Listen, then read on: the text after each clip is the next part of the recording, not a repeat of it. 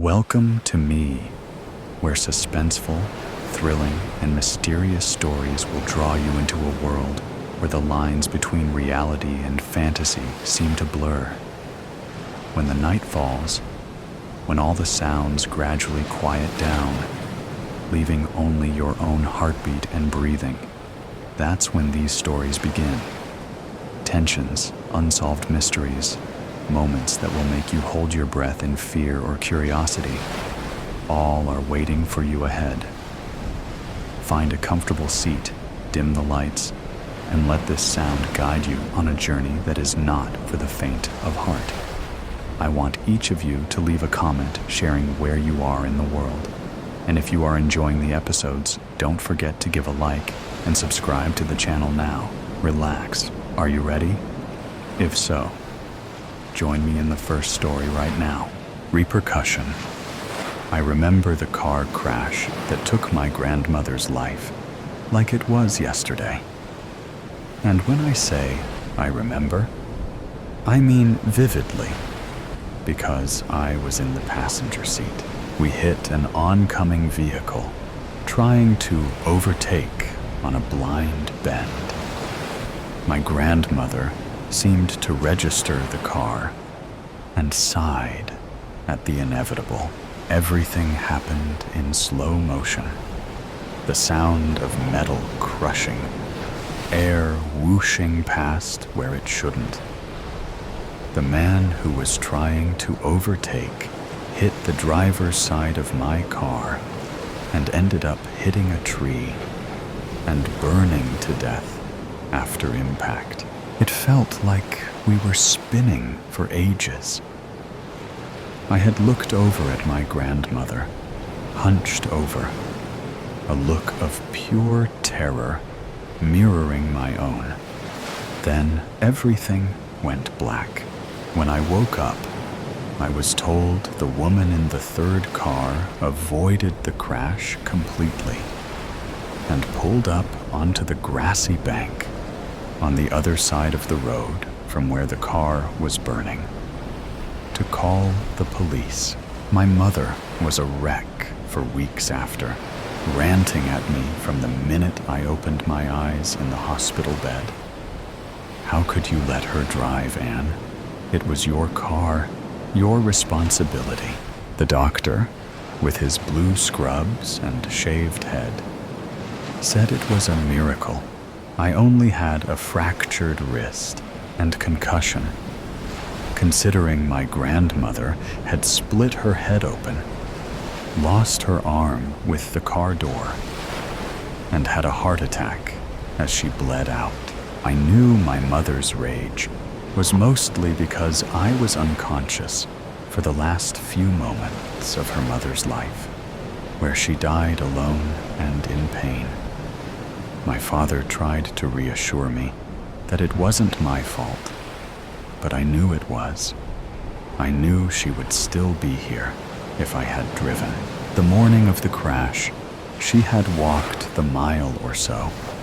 It was from her house to ours, hoping we could go shopping together, as she did almost every Saturday since I got my license. Because I idolized her, when she asked to drive us, I would always let her, every time. I wasn't allowed to visit her, lying in rest in the chapel. It will upset the aunts and uncles too much, was the excuse my mother used. She was the heart and soul of the family, you understand. But I didn't. She was my grandmother. She was part of me too. They should have let me say goodbye. A week after the funeral, the dreams started. She always turned up at the front door, asking if I wanted to go shopping with her. Much like she did the morning of the crash, those first few weeks, I always woke up not long after I saw her standing there. The terror jolting me out of the dream. I rarely dreamt before the crash, Sleep, then, had been beautiful blackness. I prayed for a dreamless sleep to return, growing weary of the overactive repetition of my sleeping mind. As time went on, and winter came around, the dreams uncontrollably got longer. I would agree to drive her, and as I walked out the front door in my dream, she would start having a heart attack, falling to the ground in a pile of blood that rose from the grassy lawn. When I told my father about this, fearful of letting my mother know, he put it down to the medication I was on. He took me back to the doctors, who prescribed me something else to try. The dreams didn't stop, but they didn't get worse either. I tried to return to normal, going to volleyball practice and on date nights with my boyfriend, Phil. It worked for a little while. Nearly 2 months after the crash, I opened my curtains one morning and looked down at the lawn, as I had done every morning of my life, to see someone standing at the end of the drive, about 100 yards away. I didn't pay much attention to them the first day, or second. On the third day, the person moved a bit closer to the house, as if demanding to be seen. My grandmother looked up at me with a blank expression. I shut the curtains, trying to ignore the apparition. I was convinced death was coming to get me, so I stopped sleeping, afraid I wouldn't wake up. The lack of sleep meant grandmother was around more, stalking me from a closer proximity, standing behind me in the mirror as I washed my face in the morning, sitting in the back of the car when my mother took me to school, walking past me in the hallways at school.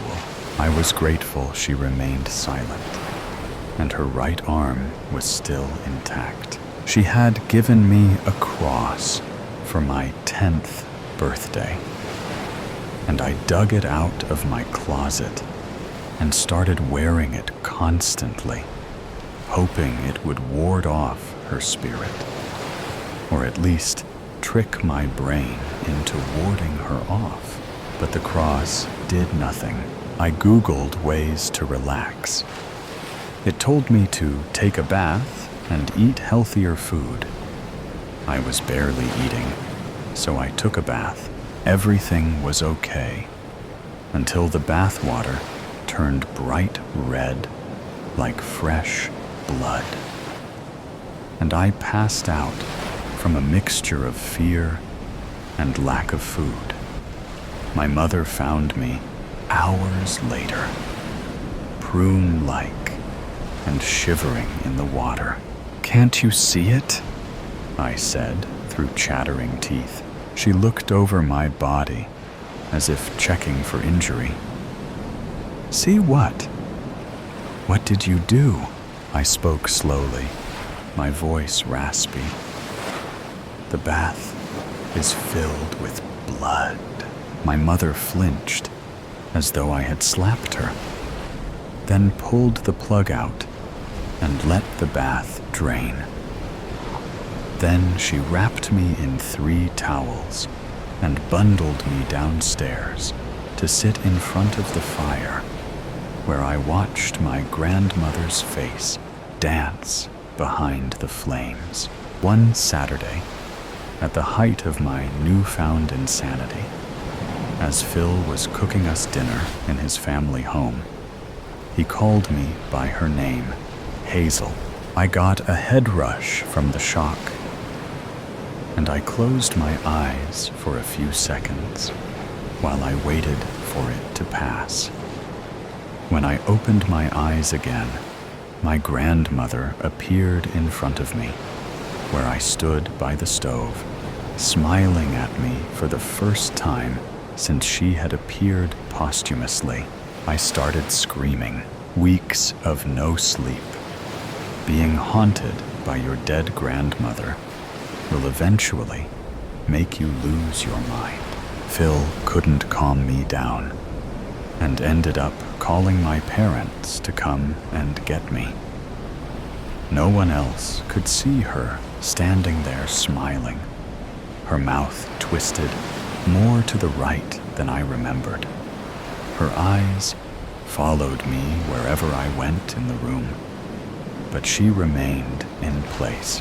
Maybe we need to take her to see a specialist, I heard my mother say to my father as I sobbed in the back seat of the car.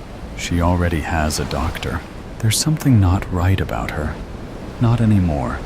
She needs to see a psychiatrist or something.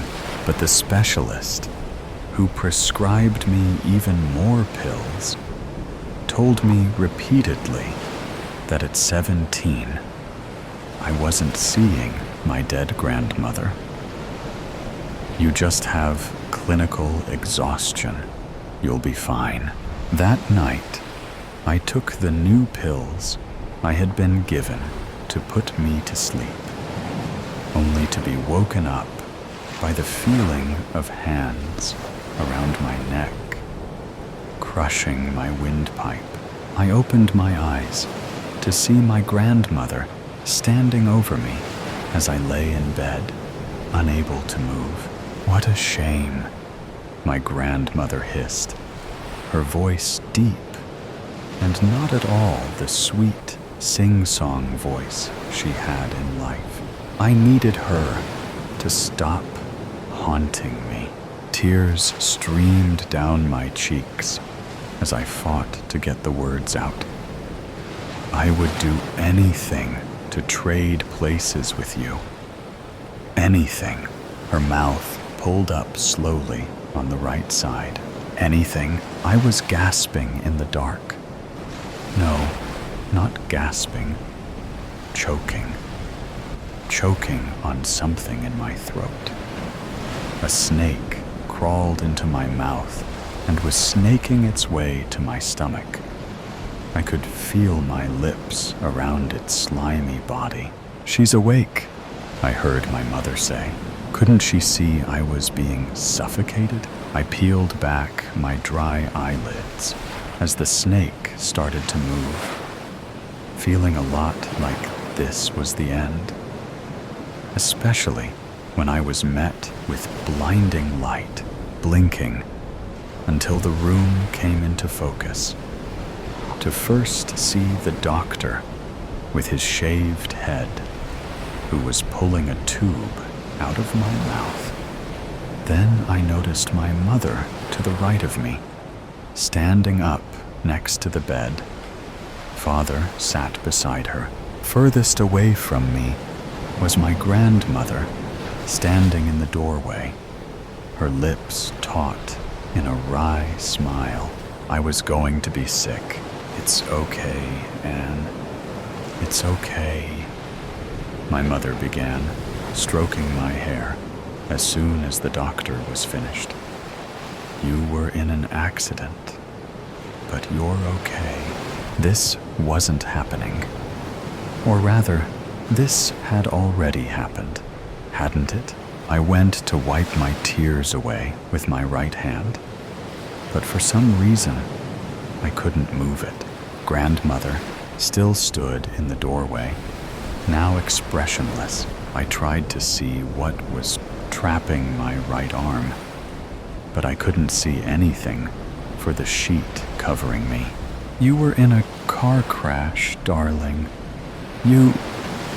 But my mother couldn't continue, breaking into sobs. I tried to say, "What?" But it came out all muffled and wrong. My tongue, somehow, too big for my mouth. My father was shaking his head. You were in a car crash, Anne, grandmother said. Her voice that had evaded me for weeks was frail and dry. The impact tore your right arm off. No, this wasn't happening. I was shaking my head frantically. The doctor was concerned with my heart rate and hyperventilation, injecting me with something that made the world go fuzzy. Grandmother moved closer to me in my haze, still not smiling. She seemed to be talking to my parents about something, but I couldn't hear them. The drugs were too powerful. Reality eventually slipped away, and I fell into a dreamless sleep for once. When I woke up, I opened my eyes to my dimly lit bedroom at home, looking exactly as it had on the morning of the crash. My heart was pounding in my chest. I kept telling myself it was a dream. It was all just a dream. The crash, the hospital, everything. But I was too scared to move, for fear I discovered my right arm was missing. A price to pay. I should have known better. As cliché as it sounds, nothing in life is ever free. It all started with my dream trip. We were bouncing down the streets in the French Quarter to the tune of live horns blaring and drums pounding, forcing this mystical string of rhythm that shivered up from my toes to my hips. I had over-elaborated in mixed spirits with colors of red, orange, and green, doused in crushed ice. I had saved up an entire year for 3 whole days of fun. The ultimate girl trip. Now here I was, trapped in this padded room, all by my lonesome. It's better this way for everyone, at least in my opinion. Now back to how I got here. I digress. I promise it will make sense later on. Anyways, we were partying with all the other thrill seekers. The weather was perfect. I mean, it was hot, but that's what you want in July in New Orleans. Hot, humid, and rainless. Everybody was spreading Southern love.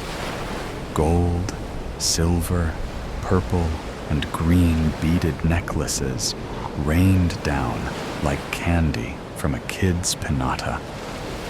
It didn't matter if you raised your top or not. The love for tourists was overflowing. The street vendors were making their rounds as well, so quick and elegant, with the words that rolled off their tongue. It was like they were singing you a nighttime lullaby, weaving a spell of sweet nothings and joy. Little did I know, that is exactly what they were doing. I have never thought of myself as an overly superstitious person. I say overly because I did avoid having my feet swept and never opened an umbrella in a building or house. Outside of that, a black cat was just a black cat. I didn't believe in witches, shamans, witch doctors, or black magic. I understood the undertones of voodooism in the bayous of Louisiana. I took a mythology class during my undergraduate studies. I even did a research paper on it. I knew a good story when I heard one. And that is exactly what they were. Stories. I digress. My attention was drawn to a street vendor that had his face painted in gold. He had on a jester hat decorated in colors of purple and silver. He had on a purple blazer with purple dress pants to match. His feet were nestled into pointed green boots trimmed with white. He had multiple beaded necklaces going down his left arm and was shooting confetti out of a wooden pipe that resembled some type of flute or oboe. I made my way closer to capture a video. The vibes from that one was something magical. It was 90 degrees and he wasn't sweating. That should have been my first clue. Something was off. People were passing by, pointing and laughing. I got closer, but still was far enough away that I looked as if I was just a part of the crowd celebrating on Bourbon Street. He placed the pipe down on a little box as an elderly couple stopped to admire his painted face and outfit. He tried to hand the woman the necklaces on his arm, and her husband, I assume, shook his head no. The guy was like 6 feet tall, but did the daintiest curtsy. I had every scene, and I couldn't contain my giggle. Neither could the couple, and the man accepted the beads. When the couple tried to give the beads back to the court jester, he shook his head no and put his hands up to signal 20 on. The husband tried to give them back again. The jester took 3 of the beaded necklaces back and then put up one hand to now signal Pash as the total. His wife laughed beside him. I mean, I get the humor. What better place to get swindled than the streets of New Orleans, baby? Memories to keep for a lifetime. He gave the hustler the money, and then they bounced down the street. I had recorded the entire scene on my phone, and when I looked up, we had made eye contact. I felt almost locked in his trance. The beginning of my demise.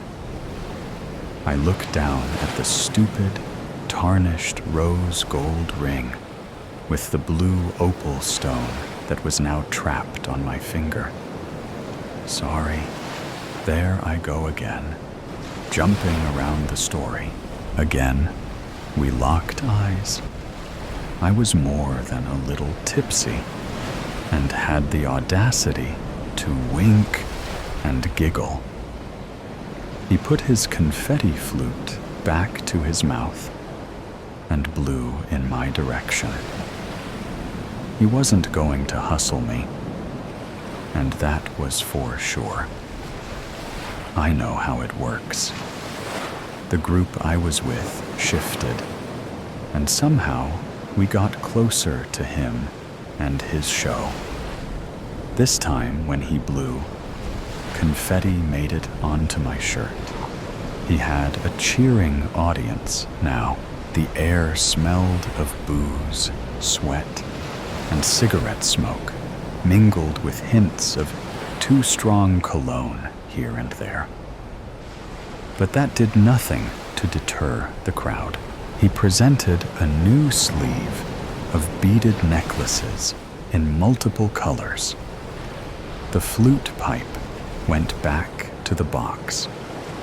People were so drunk that they were totally fine with paying price for necklaces you could get from the nearest dollar store. But not me. They were being thrown from balconies for free. I couldn't hide the skepticism from my eyes. I loved the camaraderie, but no scams will empty my pockets this day. He locked his eyes with mine again, and then moved towards me. This time, he grabbed my hand and twirled me around in a circle to the beat of the live music that was playing in the streets. My cheeks were aching from smiling so hard, but I was not going to fall for his swindle. My friends were cheering me on in the background, happy that I was finally letting my hair down. I was a little dizzy from the alcohol and the spinning. The jester then enclosed my hand in both of his, and when he pulled back, there was a ring on my finger. I don't know how he did it, but I wasn't paying for it. "Take it back!" I screamed over the music and noisy patrons. He shook his head no and put up his hand to indicate $25. I laughed and repeated myself. He changed it to $15. His light brown eyes seemed amused by my defiance to be swayed to part with my hard-earned money for a ring I could have gotten from a bubblegum machine. To be honest, I had already been hustled when I went to the marketplace the day before and paid $75 for an ugly dress because I was sold a dream. He went down to $10, and he almost had me until a lady behind me said that she would buy it for $25. I tried to take it off my finger to give it back, but he stopped me and gave me a huge smile. His teeth were about the prettiest I had ever seen, complementing his gold-painted skin. He really looked like he was out of a painting. He had a broad nose, and he had a set of long lashes that any woman would be jealous of. A handsome fellow, he definitely was. Again, not a bead of sweat, and his skin was flawless. He nodded, and then pressed his lips to the back of my ringed hand before shaking his head at the woman and spoke. "This here trinket is for the one who doubts the ways of the bayou. She has been chosen," and then gave her a beaded necklace instead. I felt a flush of heat go over my entire body. The accent made it sound so poetic. Everyone continued to cheer him on until all the necklaces were gone. And then that was that. Or so I thought. He turned back to me and winked. As we all dispersed, my party and I made our way down to the end of Bourbon Street. And when it was time to go back up, I tried to take the ring off my finger to give it back, but I couldn't get it off. In theory, the good things, when we came back to his area of business, he was gone. Little did I realize then that he meant what he said when I was chosen.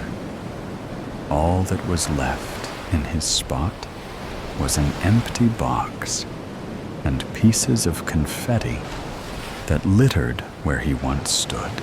No matter how many times I replayed it in my mind, I still can't figure out the pivotal moment when I chose my fate. Or better yet, my fate was chosen for me. Why me? No matter how hard I tried, I couldn't get this stupid ring to come off. At the time, I thought it was all of the salty food and alcohol I consumed on the trip. But when we made it back home, it was still glued to my ring finger. Of all the fingers he could have put it on, it had to be the one that indicated I was taken out of the marital market. Like I said before, I have never been an overly superstitious person. My beliefs are my beliefs. When the first dream hit me, I thought it was just a coincidence. I had a dream that I was drowning. The golden man with the perfect teeth was looking down at me from a black boat, smiling. Instead of beaded necklaces on his arm, he was holding a funeral wreath with a name I recognized on it. The odds, right? Or at least, that is what I thought. Until 3 months later, the person actually passed away in a boating accident. The dreams continued. Vivid nightmares of people I know perishing to the other side. Every dream turned into some kind of forewarning of what was to come. Always him, always a new funeral wreath, always the smile. The creep worked some kind of black magic on me when he gave me his ring. I tried telling my friends and family that we were entertained the grim Reaper himself, and he was punishing me with these visions because I wouldn't fall for his con. Everything has a price, even entertainment. I didn't even know I was giving up anything. I guess I got swindled after all. The group that went with me had no recollection of the gold-painted man with a jester hat on his head. What they did remember is me getting into a rather large argument with a stranger about the origins of voodoo, and screaming that the natives of New Orleans' beliefs are based loosely on fairy tales, and that I apparently offended a lot of people. Even if that was the case, no one could tell me how the ring came to be on my finger. The video that I thought I had recorded when he was hustling the elderly couple had disappeared from my phone. The first professional I saw for the prophetic dreams told me I worked too hard, and maybe I needed to take some time off and stay away from alcohol. They had me complete all these different tests to prove that I was in my right mental state. In the midst of it, no one could get this stupid ring off my finger. By the time I got to the fight professional, I was told that maybe I should just keep my intrusive thoughts to myself. And death was a part of life, and try to live in a normal manner. I see death. I don't want to see it, but I still was able to see it all the same. I was cursed by a New Orleans jester, all because of the difference of opinions. If only I could go back, I would have definitely said no to that first drink and kept a clear head the entire, instead of being doomed to a room of padded walls because everyone thinks I lost my mind. Here I was, safe. But let's go back to the beginning. Paranoia. It was a cold November evening. Rain was showering on the street, creating a constant background noise. People ran from cover to cover, and residents of the building gathered near the window, admiring the incredible scenery outside, except for Carl. Carl spent what seemed like an eternity examining his mug. His favorite mug, the mug he had for several years. Yet there was something strange with it. Using something for a long time, you remember small things about it. Little cracks, stains, tiny pieces of something edible that was stuck near the handle. It was there, but something was wrong. Just like if someone bought a brand new mug and, "Hey, Carl, are you all right?" Jesus Christ. Carl got frightened and turned around, convulsively trying to control his hands and not to break anything.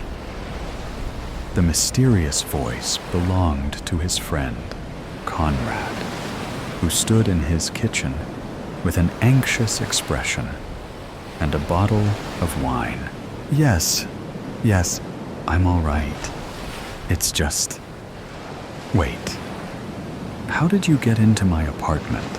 You gave me the spare keys, remember? Conrad put the bottle on a table and proceeded with the conversation. Are you sure you are all right? You look really concerned about something. I mean, people in your profession always look concerned, but today, it's a bit too much. What's going on? Yeah, no, it's nothing serious. Carl got 2 wine glasses in the kitchen and proceeded to sit at the table while trying to express his concerns. It's just my mug. It doesn't look right. Your mug? Conrad was visibly surprised. The one you have from college? The only thing that's not right about it is that I remember you holding your mug more than holding your ex-wife. I mean, that's why we got divorced. Carl laughed. Not because of the mug, obviously, but you get the point. Carl realized he had forgotten about a wine opener and went to the kitchen to get it, while continuing his speech. The point is, it's not like it should be. It's hard to explain. Something is not right. Maybe it's a little cleaner than usual, but something else is off too. That happens to mugs when they get cleaned, Conrad said, trying to play it as a joke, but looking really concerned. Are you saying what I think you are saying? The room was silent for a moment. Carl was deep into his thoughts and unsure if he wanted to discuss it. But there is no better person to share his fears than Conrad. I mean, Carl began hesitantly, you know the country we live in, with all the secret police and repressions and all this stuff. What if they are spying on me? You are right about a country we live in. Conrad ate an olive and continued. And you know much better than I do about all the people that fell into paranoia and lost themselves in madness. No one was watching them. And no one is watching you, Carl. You just forgot that you washed the mug. Don't do this to yourself. Yeah, I guess you are right. I'm seriously, Carl. Don't do this to yourself. This country already lost too many good men to paranoia. We cannot lose you too. You are right. And I really mean it. Carl and Conrad smiled at each other and started the dinner. While you age, you tend to lose your friends. Not because something is wrong with you or with them, at least mostly, but because life drives you apart. You begin to work. They begin to work. You start a family. they start a family. Suddenly, you don't see each other anymore. You hardly know what is happening in each other's lives. And all your conversations are mostly wishing each other a Merry Christmas. That was not the case for Carl and Conrad. They were there for each other for as long as they can remember. They finished school together, lived together through college, and helped each other in all ways possible. Conrad was there when Carl got married and divorced. Even when they started to drift apart, they made a deal to gather every 2 weeks to drink some wine and catch up on what was going on in their lives. Carl knew he could trust Conrad and didn't lie when he said he would abandon all that spy paranoia. At least, he thought that. Soon after Conrad left, Carl poured himself some tea in the mug, the one that almost drove him crazy, went to his cabinet, and opened some documents he was working on. He opened a file, took a sip of tea, and wanted to start the work, but he still hesitated. He could not stop staring at the mug. Obviously, Conrad was right. The mug was the same as always. But Carl could not stop thinking that someone bought a new mug and tried to recreate the original one with cracks and stains. Was it paranoia? Certainly. But Carl knew one thing. He must do something to find out, or his mind will never be at peace again. That night, Carl put away his documents, finished the tea, and went to sleep. The following day, he bought a camera and hid it in the cabinet. If someone was there spying on him, they would return to the apartment. Days passed, and Carl sat in his cabinet each evening and watched videotapes from his camera. Nothing. Day after day, week after week.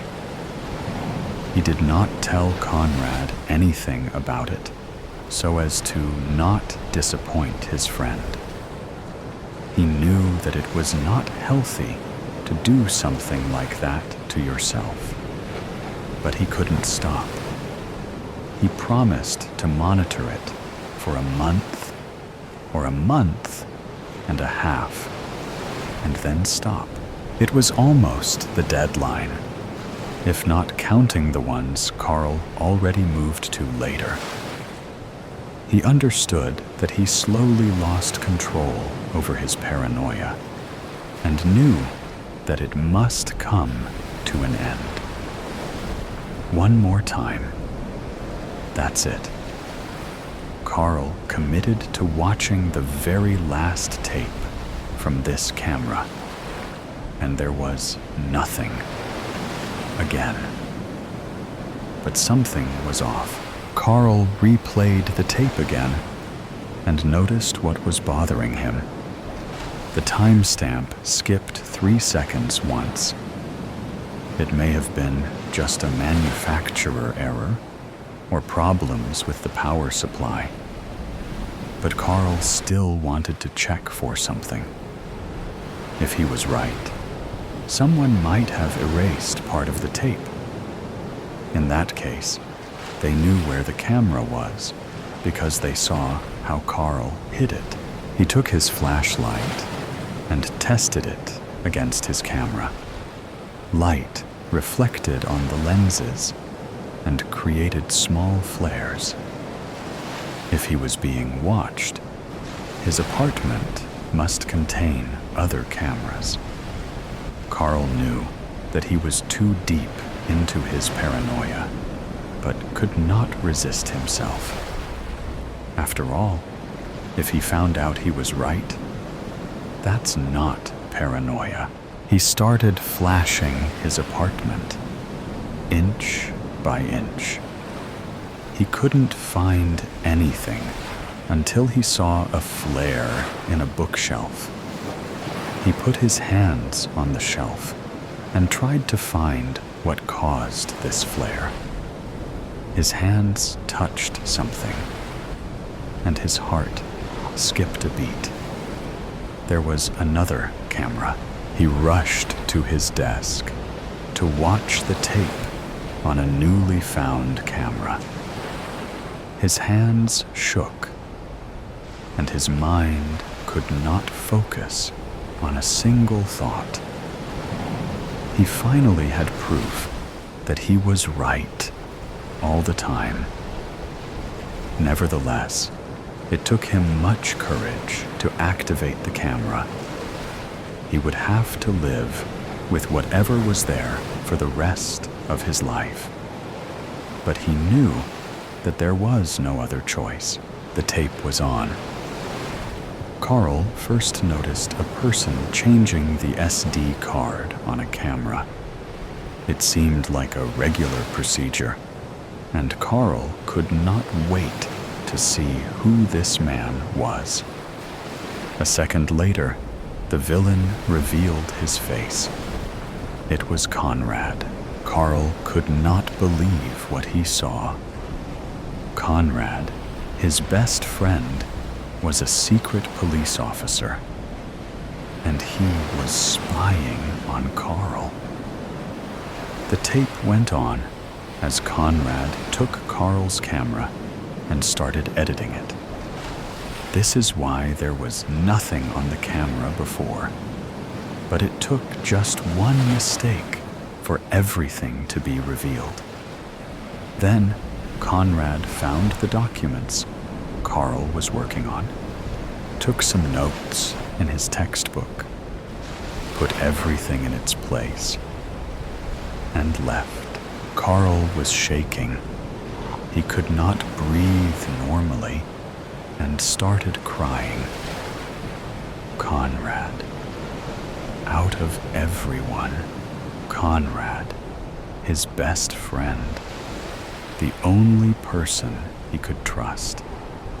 All these years, everything they went through, all the time they helped each other live through the worst moments of their lives, were now void. Nothing. Just a lie. Carl was heartbroken.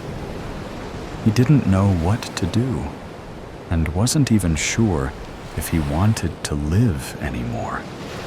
He felt like all his life had been a giant lie. No, it's not how it should end. One thing that jerk was right about is that this country could not lose Carl, too. It was hard and tough, but he had to do something right now. First, Carl scouted the house to find more cameras. There was one in the bedroom and one in the living room. Now, it's time for action. Two can play this game, and Conrad just lost a huge advantage. Now Carl knows he is being watched. First, Carl edited the footage from the found cameras. Now he knew exactly where they were and how to hide what should not be found. He didn't want to look too suspicious, though. Sometimes he left some clues, usually useless, so that he would not be detected. As for Conrad, Carl made sure he did not suspect anything. As hard as it was, the two continued their tradition of gathering every 2 weeks. Carl had to put all his willpower to use to not punch his friend in the face. Sometimes he skipped the wine party for made-up reasons, but always edited the videotapes accordingly. One evening, when they sat at the table, Carl said the one thing he had planned for a long time. "Hey, Conrad, I want to show you something I was working on. Just promise to keep the secret, all right? It might cause big problems if anybody knows, except for us." A rose-scented Santa Claus. Mrs. Claus doesn't bake cookies. She doesn't prepare any dessert at all, for that matter. Her husband eats enough cookies to last him 1 year on his journey around the globe. Instead, she cracks 5 eggs, 3 for him, 2 for her, spreads butter on toast, tosses a bowl of fruit for them to share, and prepares her husband's favorite, a mug of coffee with frothed reindeer milk and candy cane crumbles on top. It always gives him a nice boost before the annual Christmas soiree, which is hosted by the elves, forever adorers, kiss-asses, another might say, of the man in the red suit. This cup of joe will definitely give him a kick. The clock reads 5:35 a.m. He should be arriving soon, no later than 6, she hopes. If he's on time, their Christmas tradition can go on as usual. In the first 25 years of their marriage, she'd hear the reindeer and their jingling bells land on their cottage's immense sleighway at 6 on the dot. For the last 8 years, he was always 10, 20, even 30 minutes late. "Old age," explained the elder elf through the years. She scoffed openly at his comment. 65 was not that old. Last year, Mr. Claus arrived an hour late due to a highly rare reindeer injury. Plight, the Rudolph of the group. There were others with noses to guide the way, but Rudolph was the original, had broken a leg. Before he landed, Mrs. Claus was so distraught by her husband's recurring tardiness that she'd thrown the entire breakfast in the trash and dumped the coffee in the sink. 5:45 now. She should soon be hearing Santa's ho ho ho as he slows his sleigh in the sky. She doesn't. But her anger is now water underneath a frozen layer of cool indifference. She grabs the coffee pot and pours 2 cups now, prepares his, then lays it on the pine tree-shaped coaster. 5:50. 6:01. 6:01. She waits at the table. At 6:25, Santa Claus lands. From inside, she hears the elves cheering, clapping, celebrating. No doubt they're all wearing their best elf suits, midnight black and made of pure wool, ready for the party that starts in 45 minutes. Mrs. Claus stopped going out to greet her husband 3 years ago. Old age and whatnot, she told the elder elf with a stiff, sweet smile, whose reply was merely an awkward smile and hesitant nod. Mrs. Claus waits at the circular wooden table on the chair that faces the door of their small cottage. Just a minute later, better to walk past those elves, lest they talk your ear off.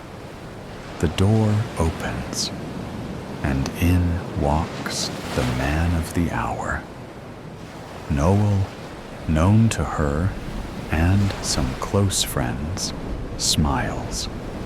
She knows what he's going to say next, because it's the same thing he says every year.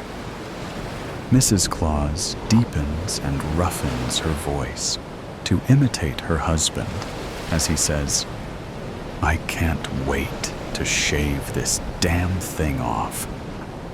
Noel laughs, and she does too. She still does love this man very much. Nothing, no one, could ever snatch that feeling away from her. Noel loves being Santa. She still remembers the pride on his face, mixed with shock and sudden nerves, when the elf jury chose him for the task. This was way back when he was Noel Fable, and she, Winterfrost, back when they'd only stolen a kiss or two and were too shy to hold hands in public. She'd never imagined she'd be Mrs. Claus, and certainly never thought about how their lives could look 28 years later. They selected him just 1 hour after Nick Claus had passed away at 75. It was, and had to be, a swift process. She'd wondered what it'd feel like if her husband died, and just 60 minutes later, people were lining up to replace him. She also thought about who it'd be. Perhaps Elliot Ryder, the young man who'd fixed up Plight's leg last year. She quite liked Elliot. He was the only one who was honest with her and told her that the only reason Plight would injure his leg, the others left unscathed, would be because he didn't want to land on a certain roof. Despite popular belief, reindeer are not loyal to the man with the bag himself, but rather the cause of Christmas itself. In fact, she too might say that she was dedicated to the cause, if need be. So why wouldn't he want to land? Elliot had asked her. She'd merely shrugged, because that was none of his business. She'd be replaced too, of course. If the new Santa had a honey, then it'd happen immediately. If he was single and ready to jingle, then later. But she'd be stripped of the name Claus and forced to move on. At least she'd get to keep their home and have a comfortable place to grieve. It was a quick and cruel but necessary procedure. Christmas didn't wait for anybody, and the North Pole was legally required to meet those children's demands. "Come sit, my love," Mrs. Claus says, patting the seat of the empty chair beside her. Noel obeys and moves closer to her. Before sitting, he leans in and gives her a sweet kiss on the cheek. The first time that Mrs. Claus smelled roses off his puffy white beard, she didn't question it. The third time, it had made her eyebrows furrow, but they'd had breakfast, and she'd moved on. The fourth time, suspicion came. Only confirmation followed in the next years. A perfume that didn't belong to her, that didn't actually exist on the North Pole at all, where there were only cinnamon, hot chocolate, pine, and other related scents. The tardiness and the incident last year only added to the pile of evidence. He threw in the logs and the kindling. Add a flame, and what else could you get but a fire? The scent now makes her knuckles turn white as snow against the mug's handle. My favorite part of the day, Noel says as he finally sits. He reaches for the coffee cup, and Mrs. Claus only stares with a smile that looks like a sticker someone threw on her face and stuck. It doesn't take one sip. He tells her about his night, skipping over certain details she imagines. Not that she wants to know. And together they eat. She finds that she has no trouble swallowing the eggs, chewing on the toast, even sipping her coffee. Not even when Noel starts slurring his words while talking about the best cookie of the night. She places the mug down with a soft thump as the slurs become choking sounds. She notices drops of milk on his mustache then. He looks at her with a confused expression, and those still gloved hands go to his neck. But Mrs. Claus doesn't move, not even when he calls out for a name that is not her own. The smell of roses is still fresh under her nose when Mr. Claus starts turning purple. Santa falls off the chair, and Mrs. Claus, like any good wife, screams and calls for help. A day to remember. Francina Tutiliogi sat up in bed, holding on to dear life the photo of the man who melted her heart, Troy Edwards. It was the night before the big day, the biggest day in her life, where she was going to walk down that aisle and say, "I do," officially becoming Mrs. Troy Edwards.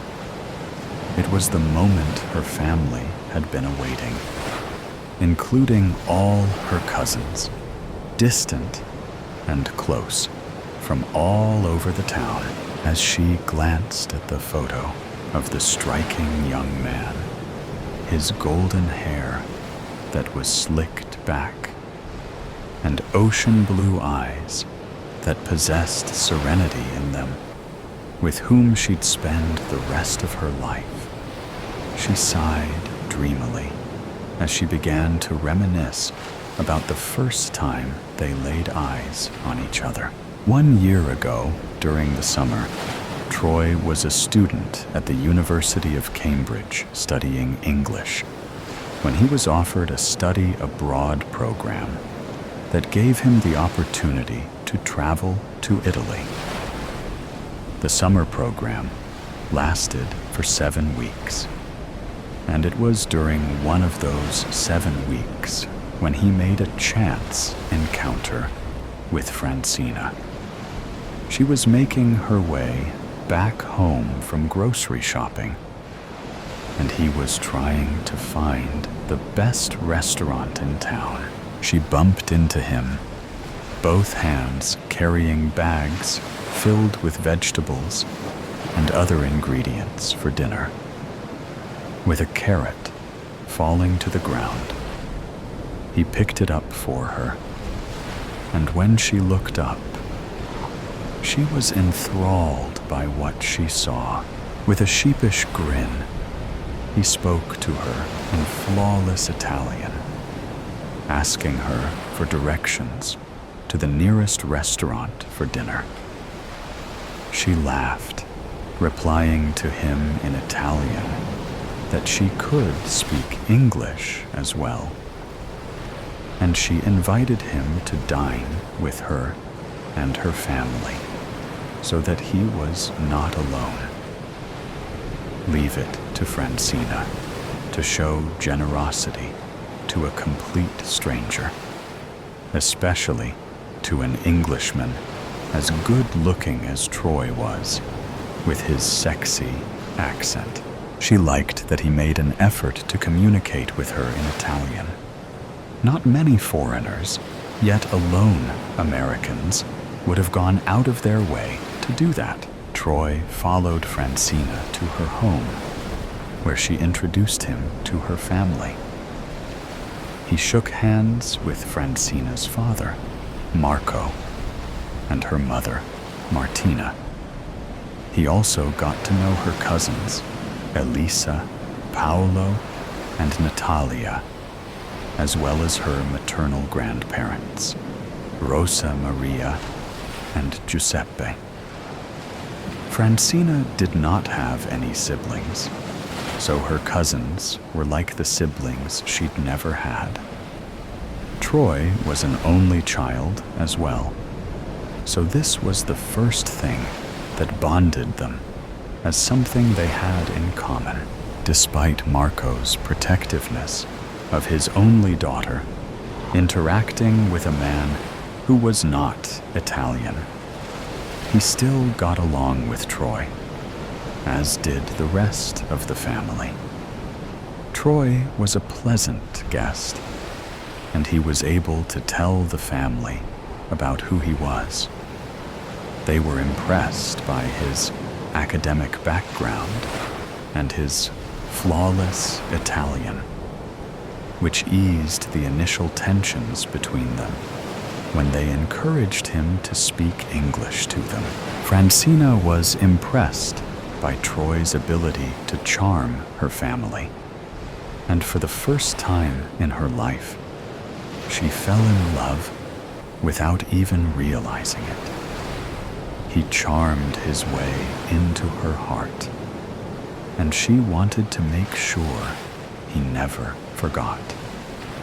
So, when dinner was over and he was getting ready to leave, Francina walked Troy out and thanked him for his company. "I hope to see you again sometime soon," she said. "I'll see what I can do." He gave her that unforgettable smile before he left, and Francina sighed as she thought about the handsome man who came into her home that night and stole her heart away. As a 17-year-old girl, she'd never felt this way about anyone until she laid eyes on Troy. Now, it's been a whole year since that memorable night when she met him, and Francina was eager to marry Troy. She was 18, and he was 23, so she was not too young to get married. This was a time when it was the norm for women to wed at a young age, and Francina's family strongly believed that she was old enough to fall in love and marry. In their eyes, she was no longer a little girl. Marco realized this when Troy came over last week and asked for his permission to marry his beautiful, precious daughter. He trusted and loved Troy enough to consider him to be the son that he'd never had, and he eventually offered the young man his blessing to wed Francina. The next day, Martina and Rosa Maria accompanied Troy to the jewelry store to find the most beautiful ring for Francina, which took them an hour until he found the perfect one. When Troy realized how expensive it cost, he was unsure if it was worth it to spend abundant pocket money on a ring that Francina might not appreciate later in life. He was not employed at the moment, so this would pose a potential financial threat. Rosa Maria, giving him a sympathetic smile, suggested, "I suppose it would be better if you could just give her mine instead." She took off her ring and gave it to him. Her grandfather gave this to me, which I also gave to her mother here. And now I'm giving it to you to give to her. This ring is a symbol of love in our family, and I have no doubt that you'll make her happy. Troy examined the ring before he could accept it. Are you sure, Signora? He asked. Rosa Maria nodded in response as a tear fell down her eye. Martina held her mother's hand. She could tell this was an emotional decision for her mother to make. For the sake of her lovely daughter, Martina said, "Real love does not cost anything. The gift you give must come straight from the heart. Francina shall treasure this all the days of her life. This we are certain of." Rosa Maria had brought her ring's jewelry box with her to secure the ring for the time being. The three of them thanked the store owner for her time before they departed, and Troy's decision was set. He was going to propose to Francina that evening during dinner. That evening, Francina was wearing a lovely aqua blue dress, looking as stunning as ever. She was elated to see Troy join her for dinner, for two at her house. And here he was, dressed in a suit and tie. She didn't know it, but he had the ring in his pocket for safekeeping. He would take it out during dessert time, but for now, it was time to enjoy the main course, while a musician that her mother hired played gentle, romantic music on the piano. When it was time for dessert, the maid came to collect their dinner plates so that the cook could serve the tiramisu and panna cotta. Francina's favorite dessert since childhood was panna cotta, so it was a miracle that the cook could read her mind by providing her favorite dessert. The main course wasn't all that bad either, but the dessert was the best part. Troy held Francina's hand and gazed lovingly into her chocolate brown eyes. "Have I ever told you how beautiful you looked tonight?" he asked in a smooth voice that caused her heart to beat. "You tell me that all the time," she replied with a giggle. "Well, that is the truth, and I'll never let you forget it. I love you, Francina. I can't explain it, but you mean the world to me. I've never met a woman as beautiful as you. I never felt this way about anyone else before, if you can believe it." Francina smiled. She believed it. He was her first and only. "I love you too, Troy. I love to spend time with you. And I love how happy you make my family. Their happiness is important to me, too. Thank you for opening my eyes and my heart to see what true love is. I do what I do best." He grinned as he made his bold move by getting down on one knee and taking out the ring. "And this is the best thing I'll ever do. I want to spend the rest of my life with you, Francina. I know your family must think that you're much too young, but for me this feels right. I don't wish to wait a minute longer. Life is short and precious. Precious, just like you." A tear of joy ran down Francina's face For a second, she thought she was dreaming, but she was not. This was reality. Troy Edwards was really proposing to her. "Troy," she began. "Shh, don't say anything yet. I love you with all my heart, Francina. Your family has been generous and kind to me, especially your father. He gave me his blessing to ask for your hand in marriage. He loves you and is rather protective of you, which is a great thing because it means that you come from a loving family who want nothing but the best for you. They can agree that I'm the best for you, right? So, what do you say, Francina Tutiliogi? Will you make me the happiest man in the world and be my wife?" Another tear ran down Francina's face as she glanced down at the ring. She recognized it as her grandmother's ring, and it was a family treasure. Rosa Maria had handed it down to Martina, and Martina decided to give it to Troy to give to Francina. Touched by the beauty of the ring, Francina had no choice but to say yes to forever.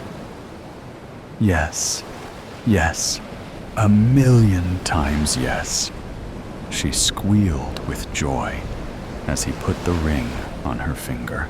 Troy announced. She said yes, everybody. Her family arrived in the kitchen to congratulate the young couple. They had organized this dinner so that Francina and Troy could share a private moment with each other as he proposed to her. She just made him the happiest man alive by saying yes. For the rest of the week, after that memorable evening, Francina and her family began preparing for the wedding. Troy's family and friends flew in from England so that they could be there for him. Now, the two families were eager to celebrate their children's eternal bliss. The night before the big day, Francina sat up in bed as she glanced at Troy's photo on her nightstand, reminiscing about the first time she met him, and her fears were eased. Everything was going to be perfect. She woke up in a blissful mood the next morning. A bright and beautiful Saturday. That morning, her family was cheerful as they worked with the photographers and makeup artists to capture as many photos of the bride-to-be as possible. Marco and Giuseppe decided to head to the church to inform the priest that they were getting Francina ready for the occasion. And they stayed in the church with the priest and incoming guests for the ceremony. The women remained in the house with Francina, along with her cousins, for moral support as she wore her elegant, long-sleeved, V-neck lace gown. It was an original, nothing like what her mother, grandmother, or aunts had worn before. Rosa Maria couldn't contain her emotions as she wept at the sight of her stunning granddaughter. She told Francina, "Sei una sposa bellissima. You make a beautiful bride." Francina, flattered by the compliment, gave her grandmother a hug. "Nonna, non piangere. Se piangi, mi farai piangere anche tu." Grandma, don't cry. If you cry, you'll make me cry too. Rosa Maria told Francina that she'd see her downstairs after her cousin, Elisa, helped her with her necklace. After Rosa Maria left, Elisa went to her room to find a more stylish necklace for Francina. In the moment that her cousin and grandmother left, and Francina was alone in her room, Francina went up to the window to open it so that she could get some fresh air in her room. It was supposed to be a very warm afternoon, but then she felt someone shove her in the back, causing her to stumble backward onto the window, shattering it. And she screamed as she fell many feet from the window to the ground. Elisa returned to her room, dumbstruck when she saw the shattered glass, and peered out at her injured cousin on the ground and cried out in terror. Francina, Rosa Maria, and the others came running to the room. "Cosa è successo?" Rosa Maria asked Elisa, seeking to know what happened. Elisa replied, sobbing, "E Francina, è caduta dalla finestra." It's Francina. She fell out the window. Everyone gasped in shock and horror as they came up to the room, glanced at the remains of the broken glass window on the floor. Martina called 911 to report that her daughter had fallen out of the window. She offered to stay behind with Francina until help arrived, while Rosa Maria and the other women volunteered to go to the church to break the shocking news to Marco, Giuseppe, and even Troy. The wedding would have to be postponed for now. Everything happened within minutes. Paramedics came to transport Francina to the hospital, and the family was left reeling from the shocking news.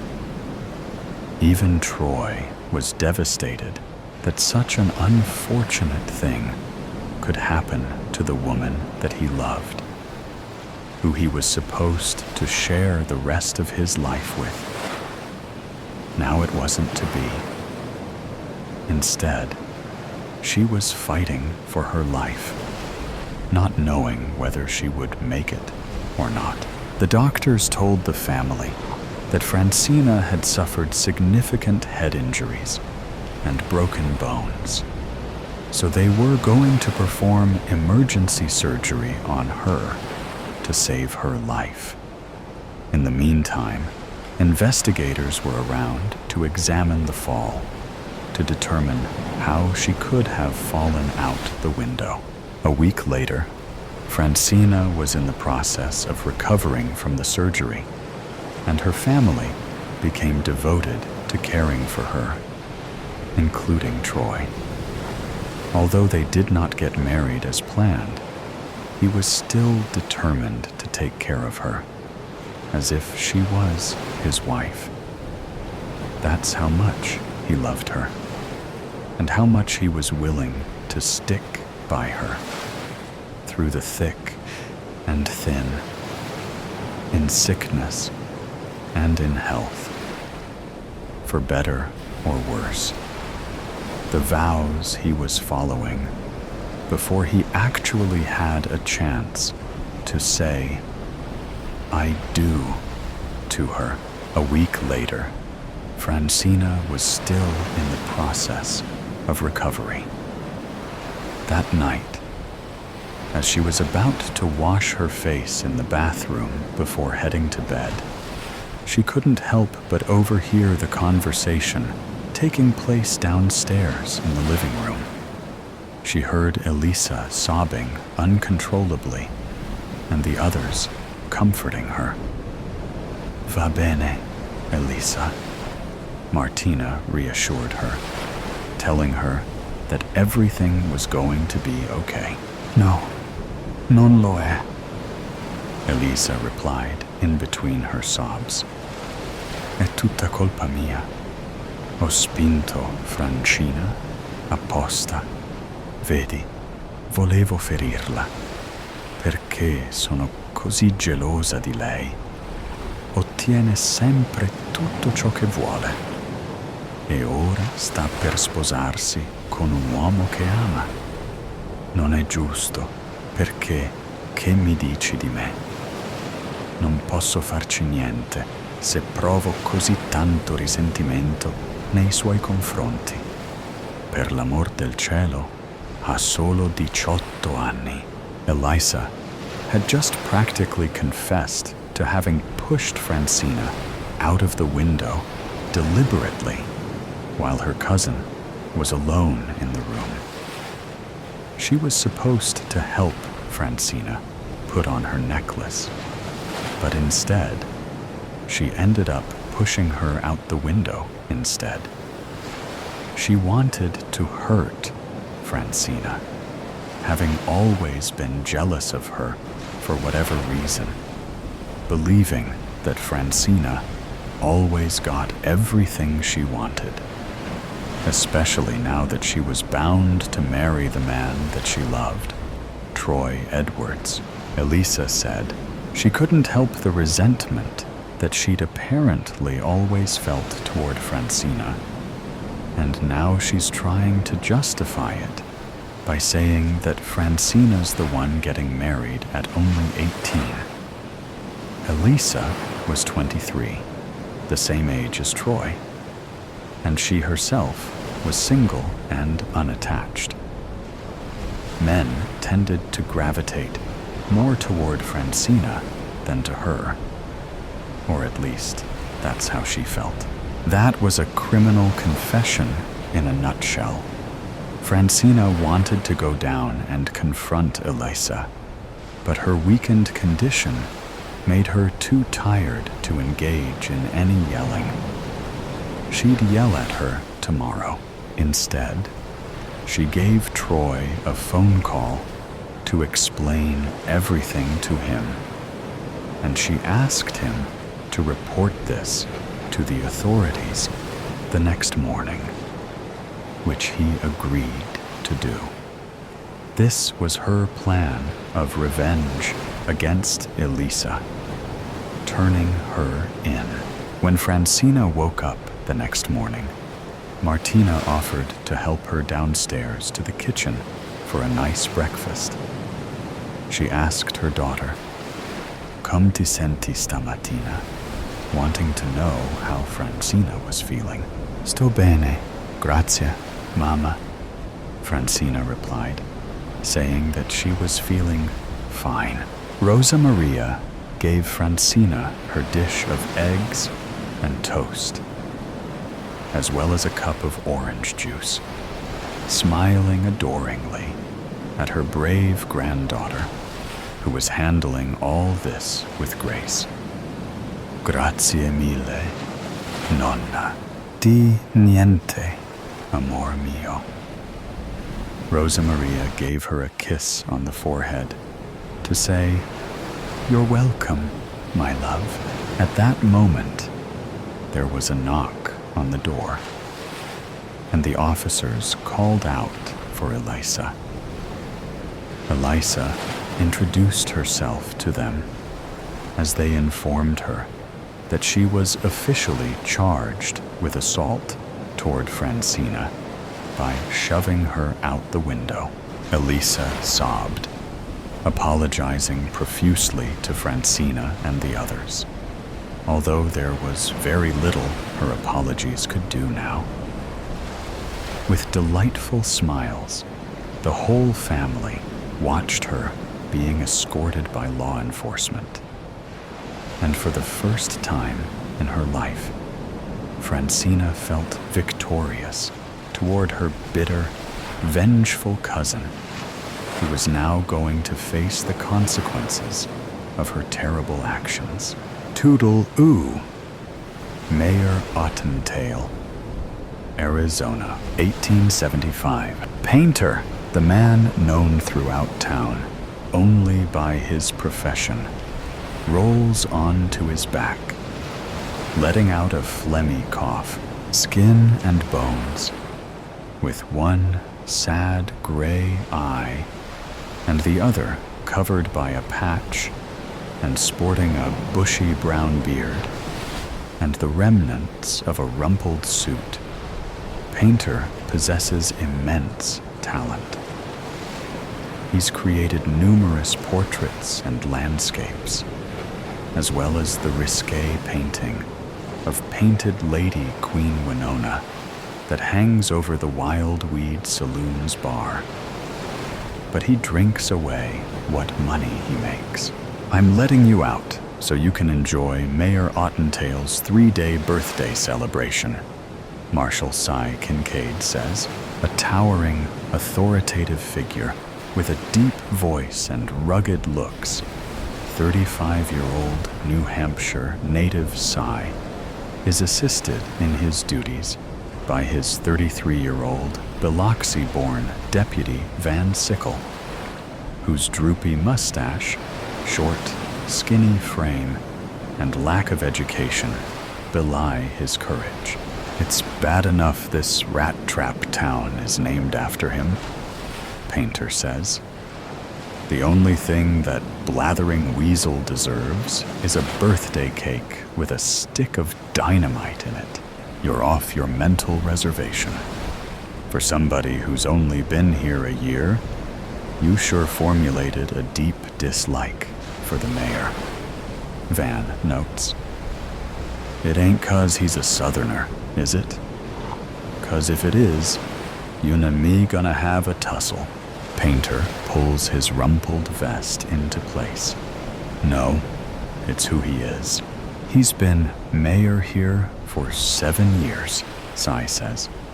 7 prosperous years. He helped start the bank and sank his own role into the general store and the livery stable. He hired us to protect the town. He's talked up your skills as an artist and sent you business. Just because he teases you once in a while about your liquor intake doesn't make him a bad man. You ought to kiss his feet. I've got something else he can kiss. Chad. Exiting the town hall, Mayor Druce Ottentail surveys the town's crowded streets. Banners are stretched between buildings, saying, "Happy birthday to our beloved mayor," and "Happy 40th, Mayor Ottentail." Salesmen hawking remedies, clowns handing out candy, peddlers selling silks, and stalls offering games of skill line the streets. Druce grumbles when he sees his wife posing for a portrait. Opal Ottentail is noted for her pale, delicate looks. She is also witty, erudite, knowledgeable, and caring. Qualities missing in Druce, who is viewed as all business, as suggested by his reedy build, stern features, beady eyes, tidy mustache, and refined southern accent. Really? In the street? You're treating the First Lady of Ottentail like a common harlot. Painter puts his brush down on the easel. I don't have a studio, Ottertail. Druce pulls his wife to his side. Well, you need to get one, you disgusting Yankee vagabond. Until you do, stay away from Opal. Who ever heard of a one-eyed painter? And in the future, the name's Ottentail, and you'll address me by my title. Yes, Mayor. Druce's pallid features burn crimson. He takes a threatening step toward Painter, but is pulled back by Cy. Van positions himself between them. I never seen 2 men who can get each other's goat more than you 2. Look around you, Mayor. Look at the banners, the balloons, and the stalls selling cards, and buttons with your name and face on them, celebrating your birthday. You don't want to spoil all this by picking a fight with Painter. It's about time my husband was feted, don't you think? Opal beams as Druce pulls her away. Yes, ma'am. Van replies, giving Cy a queer side glance. She'd just say something about the mayor smelling bad? Van asks. 6 men on horseback trot past. The burly lead rider locks eyes with Cy. That's Jack Aker.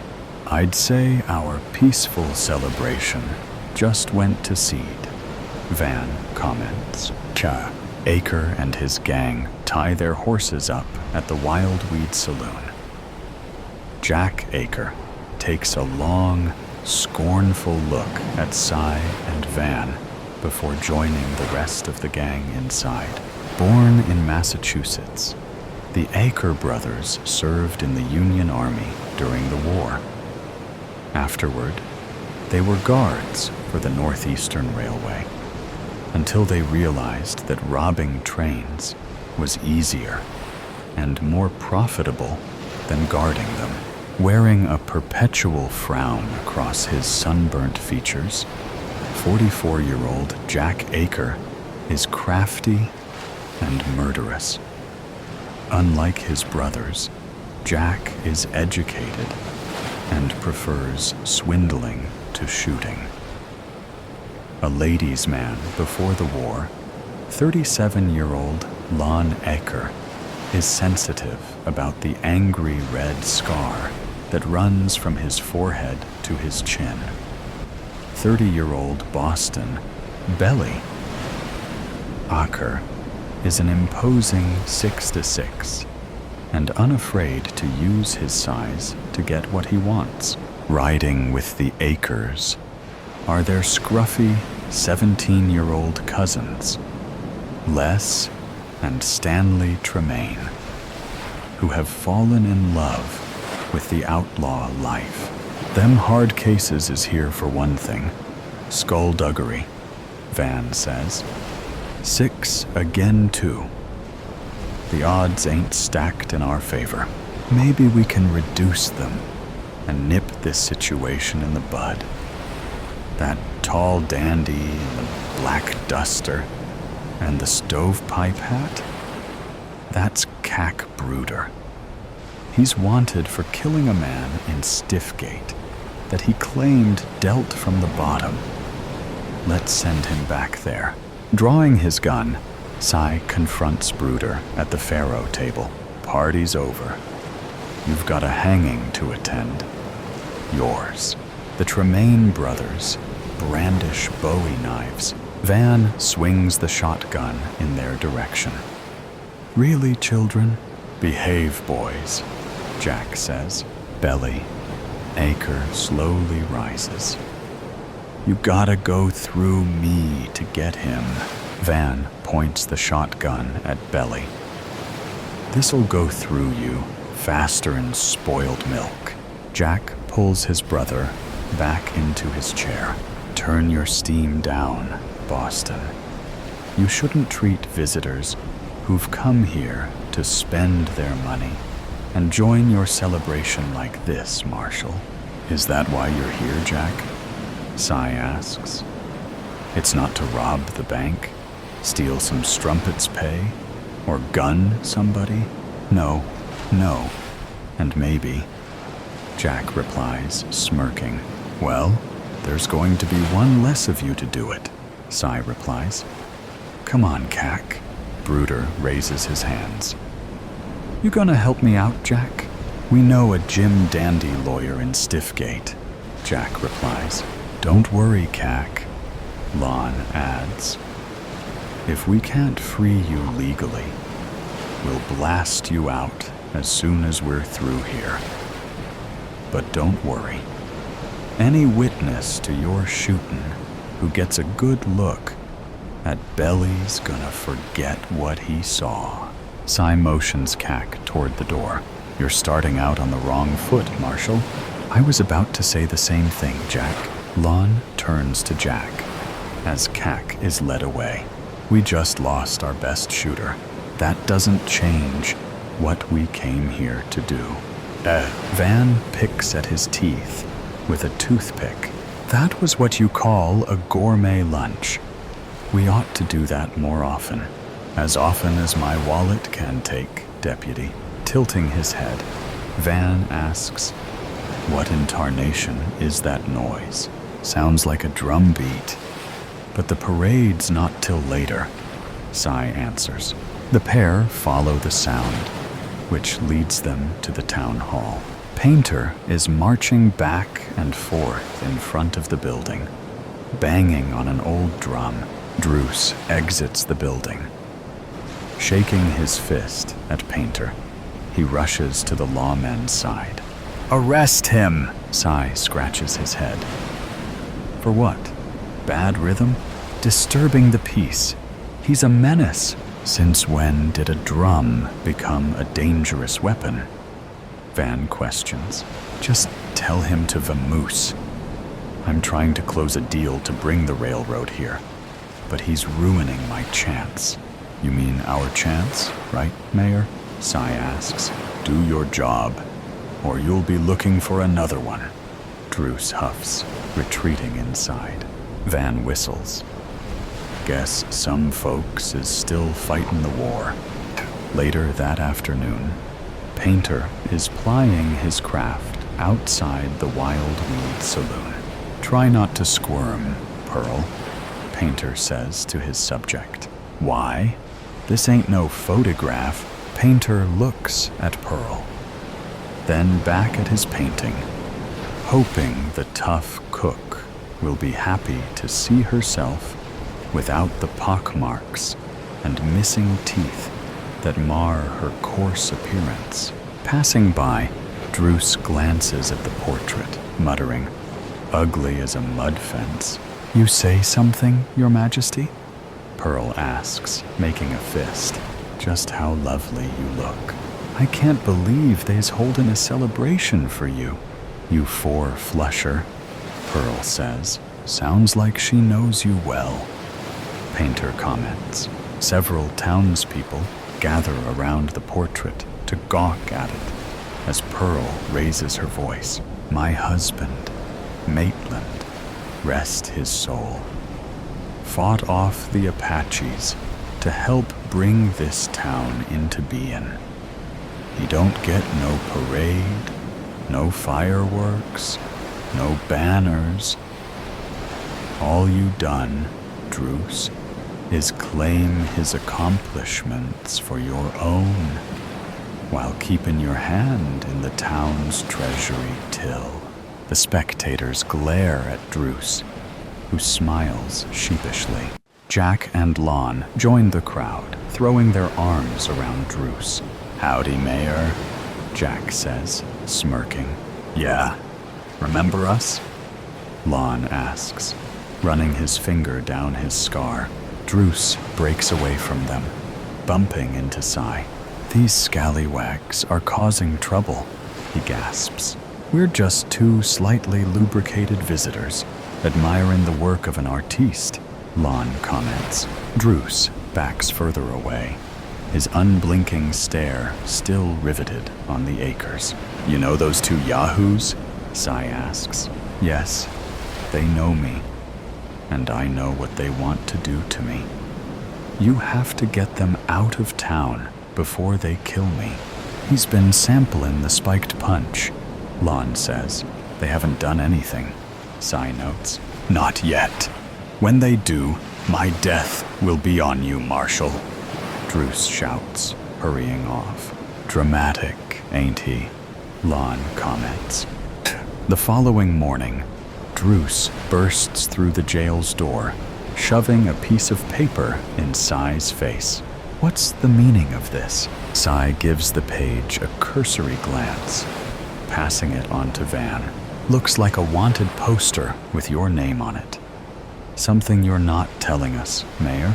Did you read it? Yep. It says you're a war criminal. The drawing is a nice likeness of you, too. I'm not a war criminal. Well, somebody thinks you are. There's a dozen of them posted up and down Main Street. My birthday celebration, my name, my reputation are in question. Cy narrows his gaze. Just what did you do during the war, Mayor? Druce clears his throat. I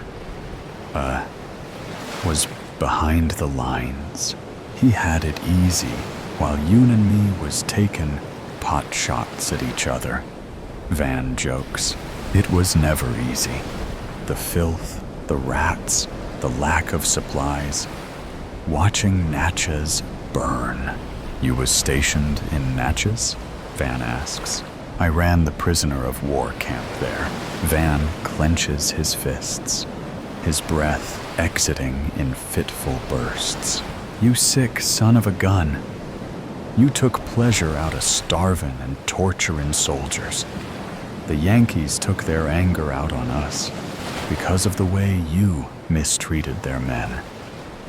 You're a disgrace to the uniform of the Confederate States Army. You murdering cur. Why don't you go take down the fake wanted posters, Van? Cy suggests. Why? They're true. Git. Van spits at Druce's feet, storming out. He fought on your side, Druce. I can't imagine how the Union prisoners feel about you. What went on in that camp? We had no water supply, no food, unsanitary conditions, and 20,000 prisoners. Most of them died from scurvy and dysentery. In the summer, we lost 100 a day to the heat. When one man died, another took his rotting rags. The prisoners were always trying to escape, so we had to resort to extreme methods. Anyone who got too close to the fence was shot. The boys, the drummer boys, they weren't going to survive anyway. So, you murdered them? I don't expect you to understand, Cy. It was war.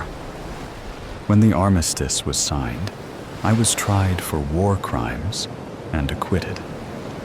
Jack and Lon Aker were two of the prisoners who attended the trial. They swore vengeance, that I'd pay someday, and they are here to collect. Standing at the side of the podium, Cy elbows Van, pointing at the Aker gang.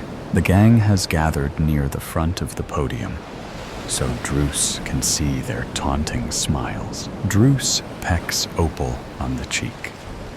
Shuffling papers, he begins his speech. The war against the states was hell, he says, looking at Jack and Lon Aker.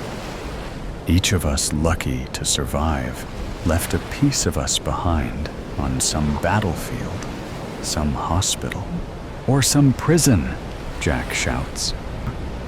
I still wake up in a cold sweat at nights, yelling the names of the Union soldiers I had to kill. You mean murder? Jack grumbles. He doesn't have nightmares. He gave them to us.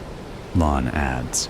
An eerie silence permeates as the crowd waits for a stunned Druce to respond. The crowd jumps, then laughs as a succession of firecrackers explode near the stand. Druce cringes behind the podium. Realizing he's unharmed, he slowly rises, grinning nervously. Opal lies on the floor next to him, writhing in pain. Who would want to hurt my wife? Druce asks. Not Opal.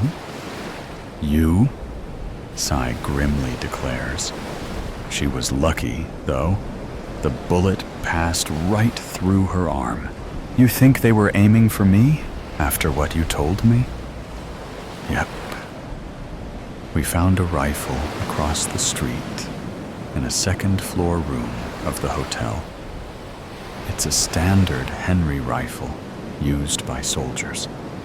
It could be owned by any one of us, including the Akers.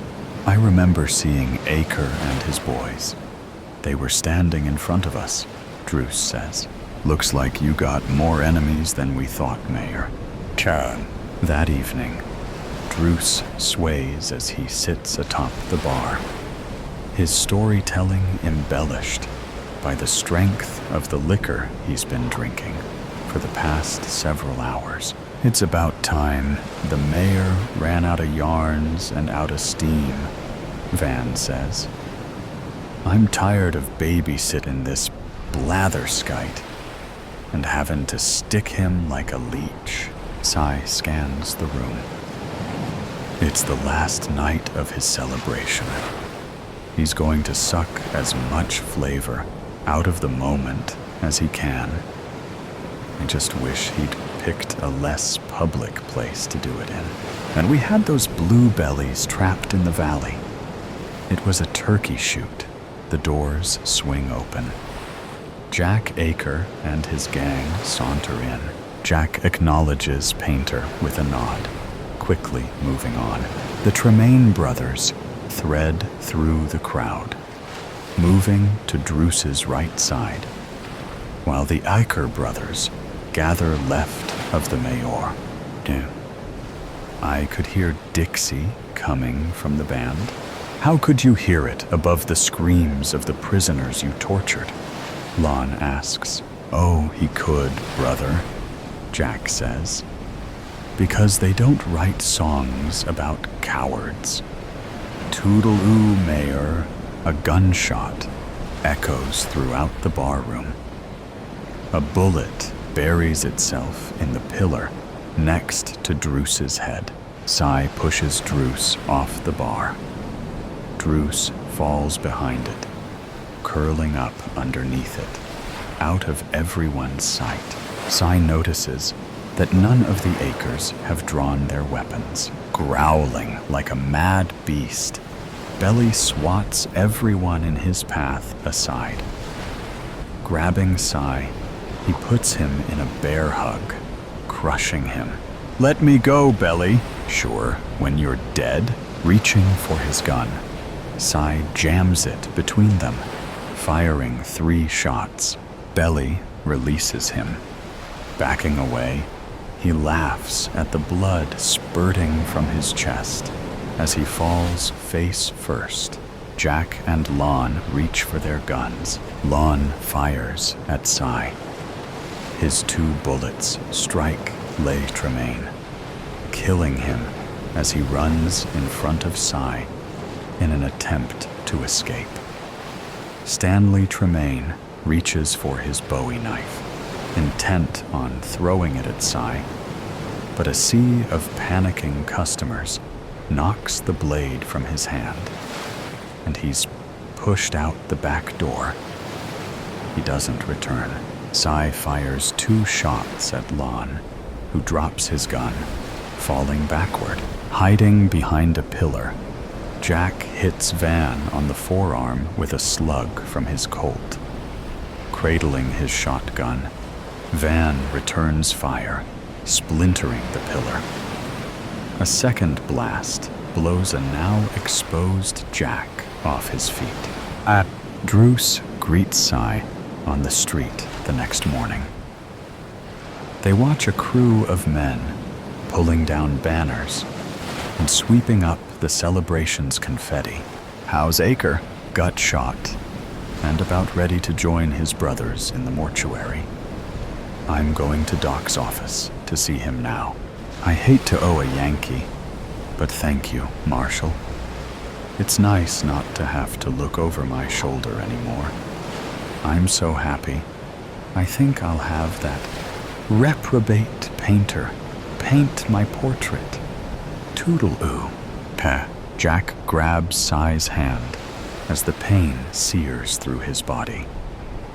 You know what I regret most? That a Reb finished me. You carried the pain of being in Ottentail's prison for 10 years. Why try to kill Druce now, Jack? We were paid to create a ruckus during the mayor's speech. The man who hired us decided he was going to kill Ottentail. He shot Ottentail's wife by mistake. Then, he wanted to kill Ottentail while he was drunk in the saloon. He missed again. Everybody, including you, thought me or one of my brothers had pulled the trigger, so Belly decided to act first. He should have left the killing to us. Who hired you? Jack wheezes heavily. A broken man. He was a prisoner with Lon and me in Natchez. He was a clean-cut, handsome kid, a drummer boy during the war, never even shot a gun. I almost didn't recognize him when he rode into our camp last year, all thin and grizzled. Ottentail had made an example of him, whipped him, stuck a hot poker in his eye, and left him for dead. The Rebs buried him alive outside of the camp. He dug his way out and crawled back to the Union line. The loud report of a shotgun blast sounds in the street. Opal's scream sends Cy scrambling to the window. Help! Painter just shot my husband. The call scene. A rainy evening. Thunder rumbles in the distance as rain taps steadily against the window of a modest apartment. The dim lighting casts long, restless shadows across the room. The faint flicker of a nearby street lamp seeps through the blinds, adding a melancholic glow to the space. A landline phone rings, sharp and intrusive, cutting through the ambient rain pattern. Sitting on her worn couch with a half-read book resting on her lap, Claire stiffens.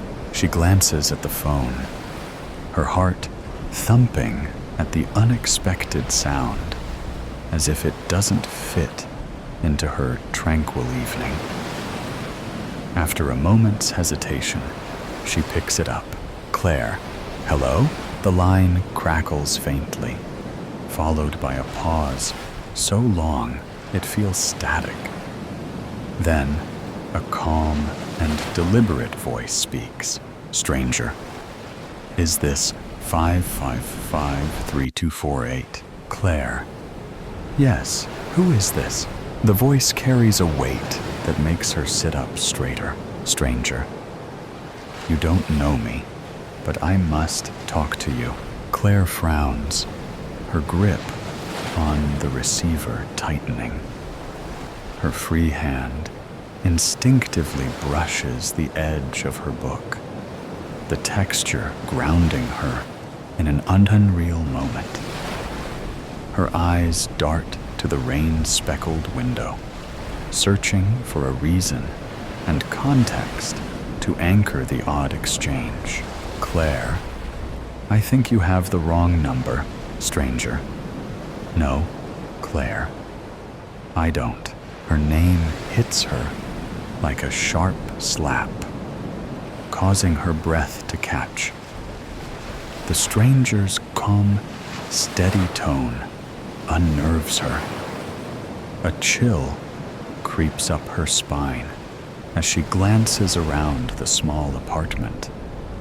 The corners of the room seem darker now, with the shadows stretching like tendrils toward her.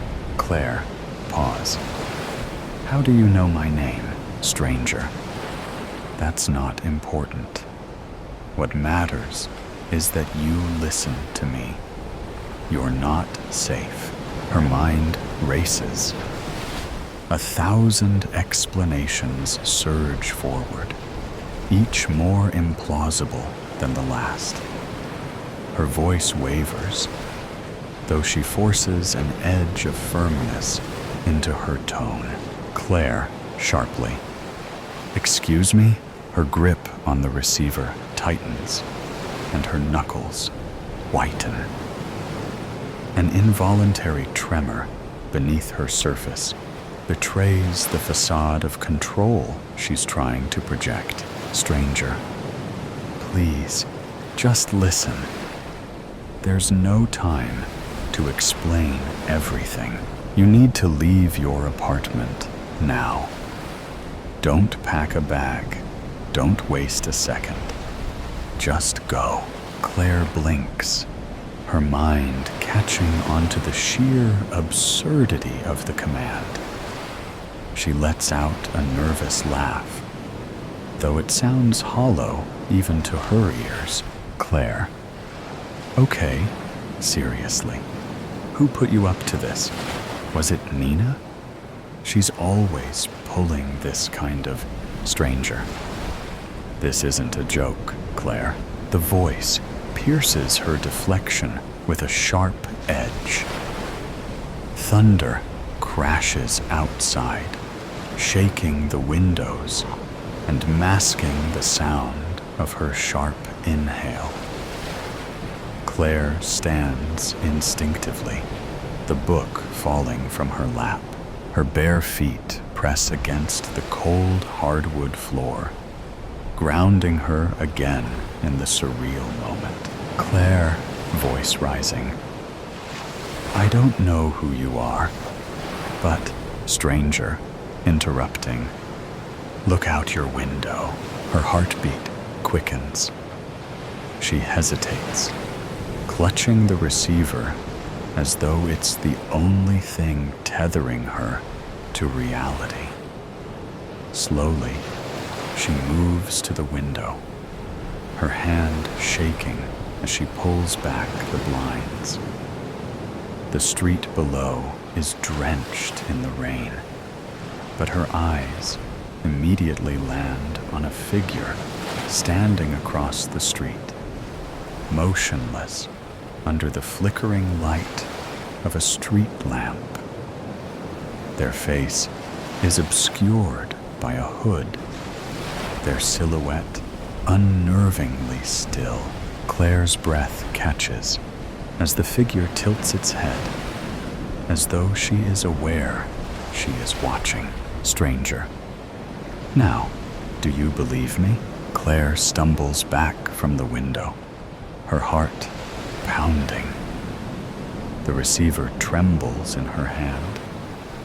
Her voice is a hoarse whisper. Claire. Who is that, stranger? Someone who shouldn't be there. Leave. Now, Claire glances toward the door of her apartment, her mind spinning with questions. The shadows in the room seem to deepen, pressing in around her. She feels the weight of the stranger's words. The urgency is unmistakable. Her instincts scream at her to move, but fear roots her in place. The voice cuts through her attempt at humor, sudden and sharp, freezing her mid-sentence. Stranger. I wouldn't call if it weren't serious. Claire, snapping. I don't even know who you are. Why would I trust anything you're saying, stranger? I've been watching and know about the black car parked across the street. Claire's emotions become numb. Earlier, she had barely noticed the car, attributing it to a neighbor's visitor or someone sheltering from the rain. Now, the memory of its presence sharpens, and her hands shake as she edges toward the window. Her voice drops to a whisper. Claire, how do you... Stranger. It's been there for hours, hasn't it? 2 men inside. They're waiting for something or someone. The stranger's words weigh her down, causing her to hesitate. Slowly, She reaches for the curtain, pulling it back just enough to see. Her heart hammers as her gaze locks onto the sleek black car parked beneath the flickering street lamp. The rain cascades off its hood, dark windows like mirrors, revealing nothing of what lies inside. Her breath catches in her throat, her voice trembling as she forces the question out. Claire, voice trembling. Who are they, stranger? Not friends. That's all you need to know. Her stomach twists. Her mind races, trying to make sense of the situation. She looks back at the car, as though staring long enough will unlock some clue to their presence. The thought of being watched targets claws at her sanity. Claire, hoarse whisper. Why would they be watching me, stranger? You have something they want. Or maybe someone you know does. It doesn't matter. People perceive you as a solitary figure. Her vision blurs with rising panic. She steps back from the window, her hand gripping the curtain, as though it's the only thing keeping her upright. Her eyes dart around the apartment, scanning the familiar clutter. Her jacket slung over a chair, an unopened stack of mail on the kitchen counter, and the half-empty glass of wine on the table, as if the answer might be hiding there. But nothing makes sense. Claire, frantic. I don't understand. I'm just an office manager. I don't. Stranger, interrupting, firm. Claire, focus. You're wasting time. Leave now. Take the fire escape. Don't use the front door. Her head spins. The idea of fleeing overwhelms her senses. Rain drums against the window, matching the frantic beat of her heart. She stumbles toward the couch, snatching up her phone and keys, her voice rising in a desperate plea. Claire, shaking her head. And go where, stranger? Anywhere but there. Head toward the train station. Don't stop until you're in a crowded place. She freezes, gripping the phone tightly, her knuckles white. Her voice drops to a whisper, tears threatening to spill. Claire, choking. I don't know if I can trust you. The line goes silent for a beat, but when the voice returns, it's colder, steelier, a warning, laced with urgency. Stranger, you don't have to trust me, but if you stay, they will come inside, and they won't knock. The words struck her deeply. A fresh wave of fear courses through her as a sound cuts through the rain. A distant car door shutting. Claire's breath hitches. She turns back to the window, pulling the curtain aside just enough to see a shadowy figure step out of the black car. Another figure follows, their movements deliberate and synchronized. One figure adjusts their coat, and for a fleeting moment, she notices the gleam of something metallic at their side. Stranger, urgently. Claire, go now. Her breath tightens in her throat. The phone slips from her hand, clattering onto the table as adrenaline takes over. She bolts for the window, leading to the fire escape, fumbling with the latch. The rain hisses against the glass, and the faint hum of voices from the street grows louder. She freezes as a sharp knock echoes from the front door. It's noisy, firm, and final. The sound reverberates through the apartment like a countdown. Stranger. From the fallen receiver. Faint. Don't look back. Just run. The rain outside grows heavier, drumming against the window, as if urging her to act. Claire stands paralyzed, her feet rooted to the floor, and her mind caught between disbelief and the suffocating weight of fear. Claire, growing frantic, picking up the phone. Wait, I need more than this. I need answers. Who are you? How do you know all of this? There's a long pause on the other end. The silence is so profound that she can hear her shaky breaths. When the voice returns, it's softer, almost regretful. Stranger. Someone who owes you a debt. A big one. Claire, confused. A debt? I don't even know you. Stranger. You don't remember, but you saved my life once. And now, I'm saving yours. Her thoughts whirl, memories colliding in her mind like shattered glass. Fragments of the past flash before her. Small acts of kindness, fleeting interactions with strangers. But then, one moment stands out. Years ago, she pulled an injured man out of a wrecked car on a rainy night like this one. The metallic tang of blood, the desperate sound of his gasps, and her trembling hands pressed against his wound until paramedics arrived.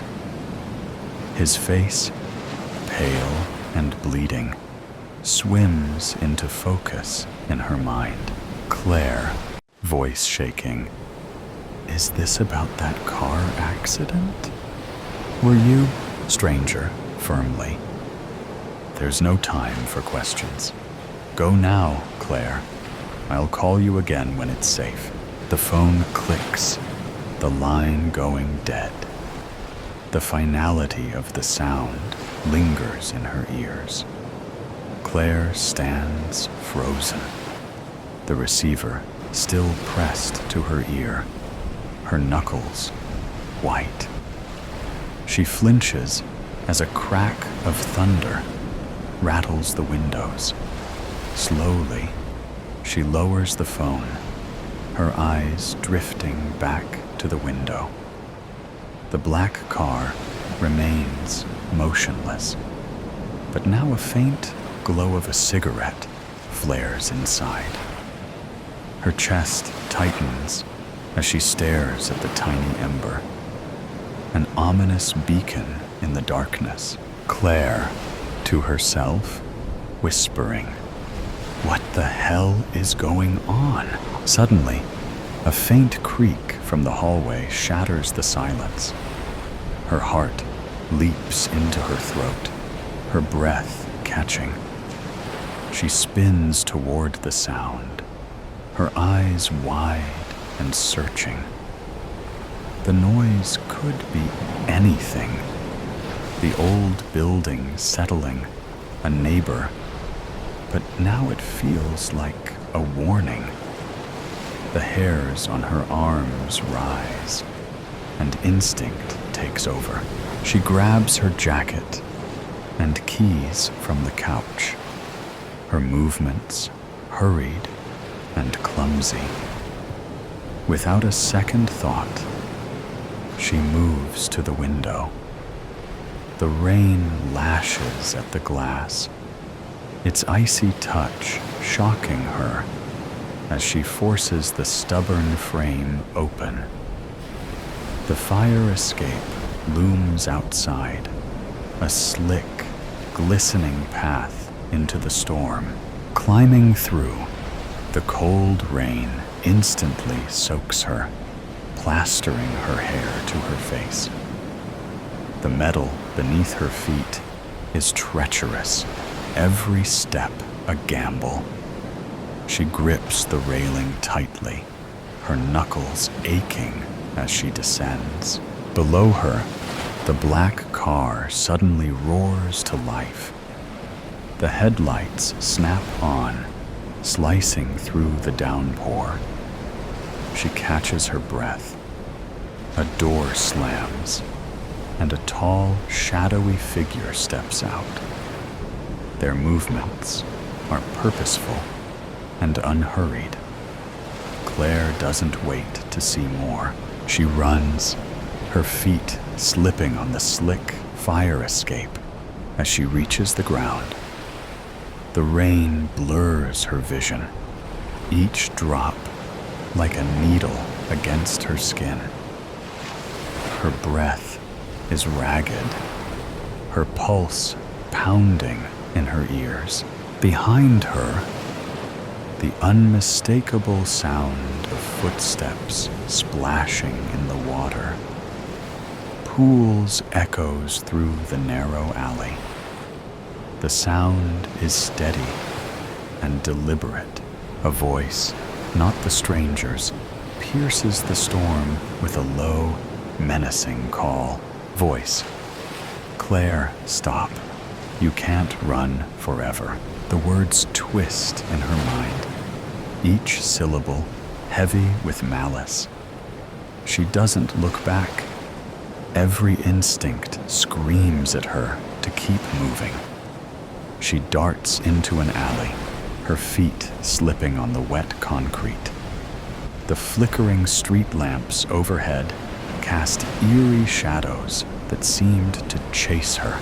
Although the train station isn't far away, every step feels like a lifetime.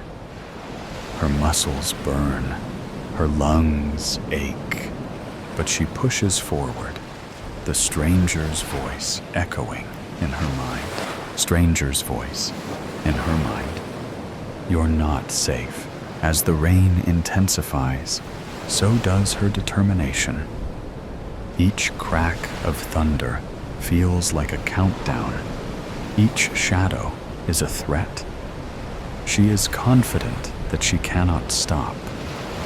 Whatever this is, whatever danger is hunting her, standing still means death. And Claire isn't ready to die. And the flash: You're lucky to be alive, Mr. Henderson. They all told me that. Every doctor, nurse, and specialist that came into my hospital room. God, I remember that much. And they weren't wrong. I had flew right out of the windshield of my buddy Dave's car. I hardly remember the night or the accident, but I know we had been drinking, and he was driving. We crashed into another driver at an intersection. No one else survived. I remember waking up the next morning to the beeping of a heart monitor. I remember the look on my wife Rachel's face, her eyes swollen and red from crying, and her telling me over and over again how she thought she was going to lose me. She wasn't in the car with us, and I was thankful for that, because that's the day she told me she was pregnant with our first. I truly was lucky to be alive, and I swore up and down to her that day that I was going to be the husband she deserved. We had hardly been married a year at that point, and I had already messed up so much. But that day, I changed. I made it my life goal for Rachel to always know how much I loved and appreciated her. I went out on less guys' nights and let her go out for more girls' nights. I helped clean the house and cooked dinner on days she worked late.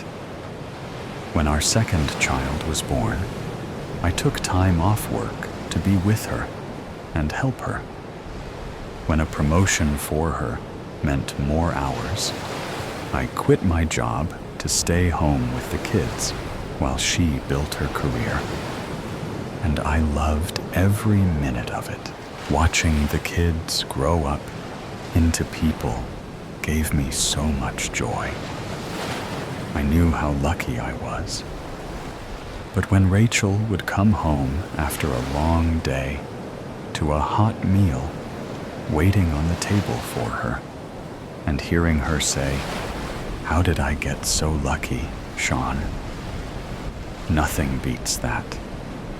My family meant the world to me, and anything I could do to make their lives better made me happy. When the kids, Leah and Robbie, got a bit older, and both were in elementary school, I decided it was time for me to go back to work. I took a job in construction, building things with my hands. Work I could be proud of.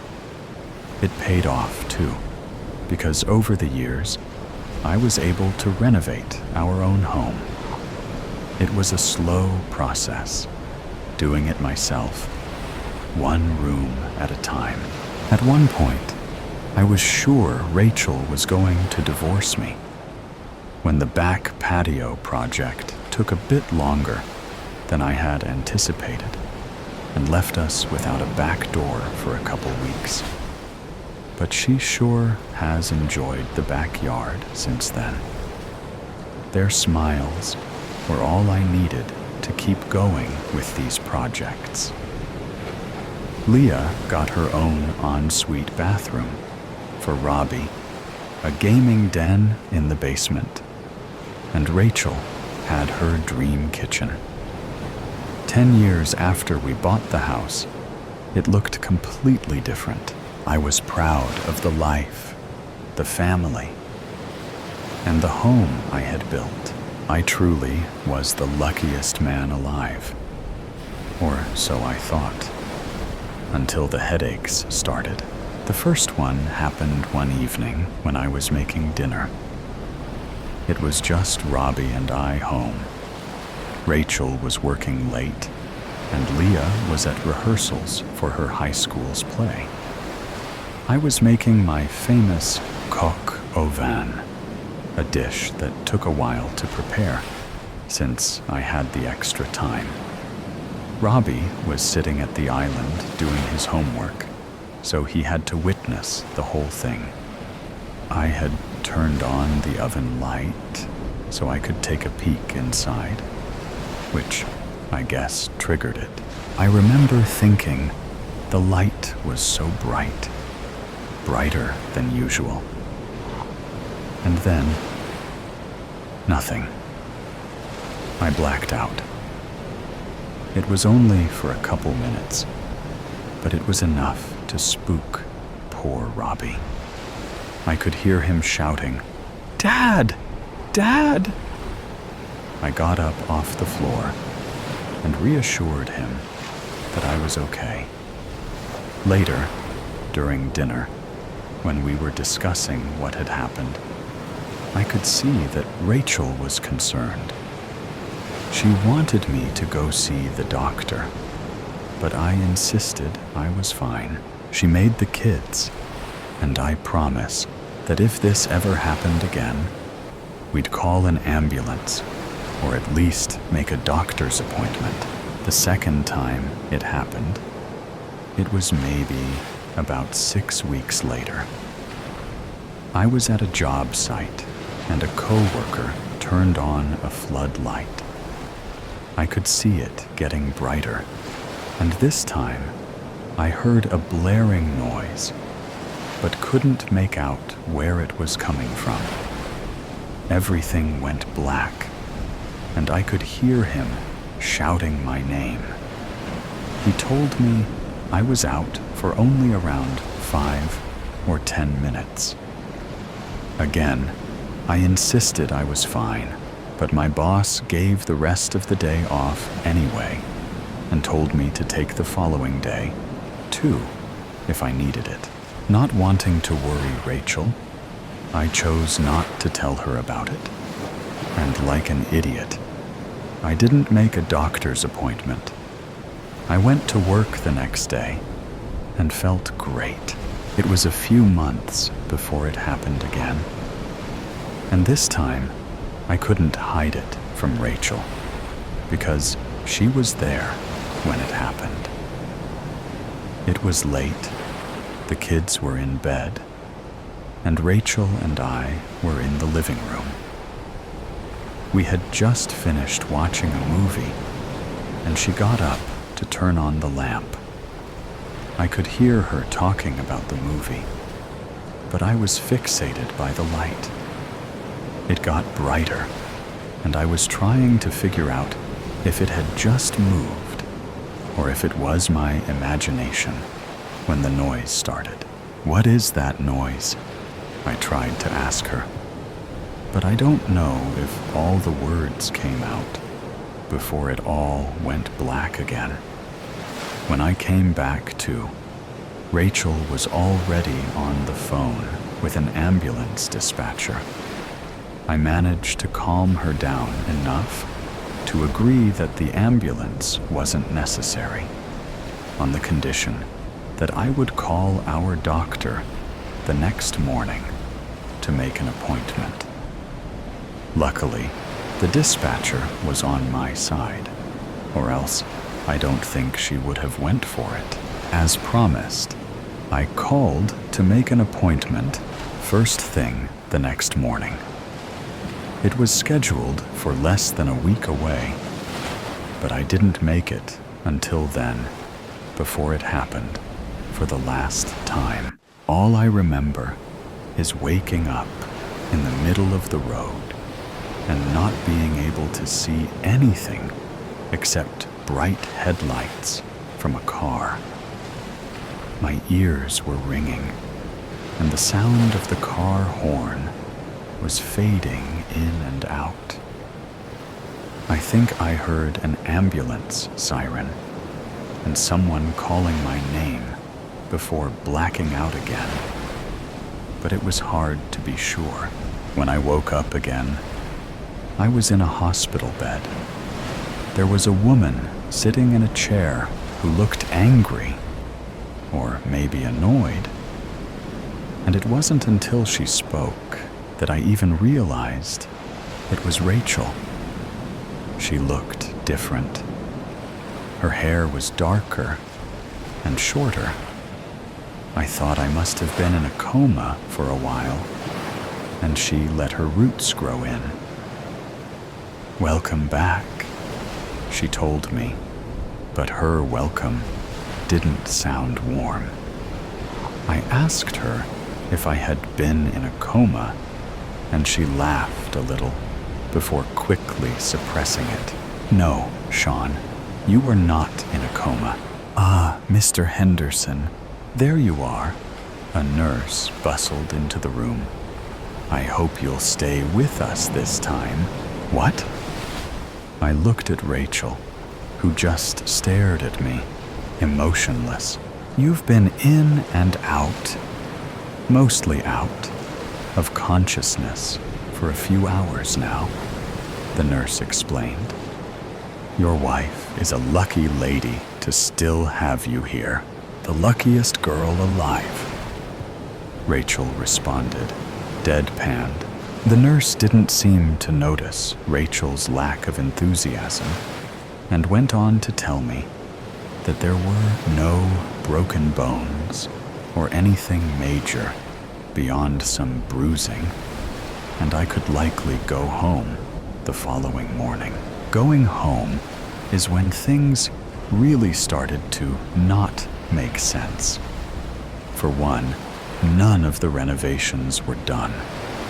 It was like it was when we first bought it, which prompted me to ask Rachel if I had a job. "You're joking, right?" She laughed, but didn't answer the question. I was starting to wonder if I had somehow traveled back in time. But my hypothesis was debunked when Robbie came in the front door. He looked about the same as I remembered, except that there was about another 20 pounds of him. He asked Rachel if she could drive him to hockey practice. "You play hockey?" I asked him. Yeah. Mom told me about your accident, but said you were okay.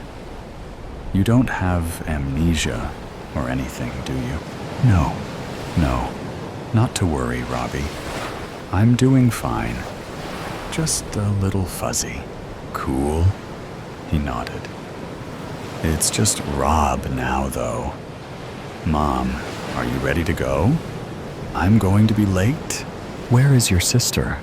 I asked, but quickly remembered she probably had rehearsals. "Who knows?" Rachel sighed. "Probably off with that scumbag boyfriend of hers again. I hate that kid's face. He's such a loser. I don't know what she even sees in him. Let's go, Rob. Boyfriend. I mumbled to myself as the door closed behind them, leaving me behind in a house that didn't feel like my own. What kind of alternate reality am I in? Am I dreaming? Is this a prank?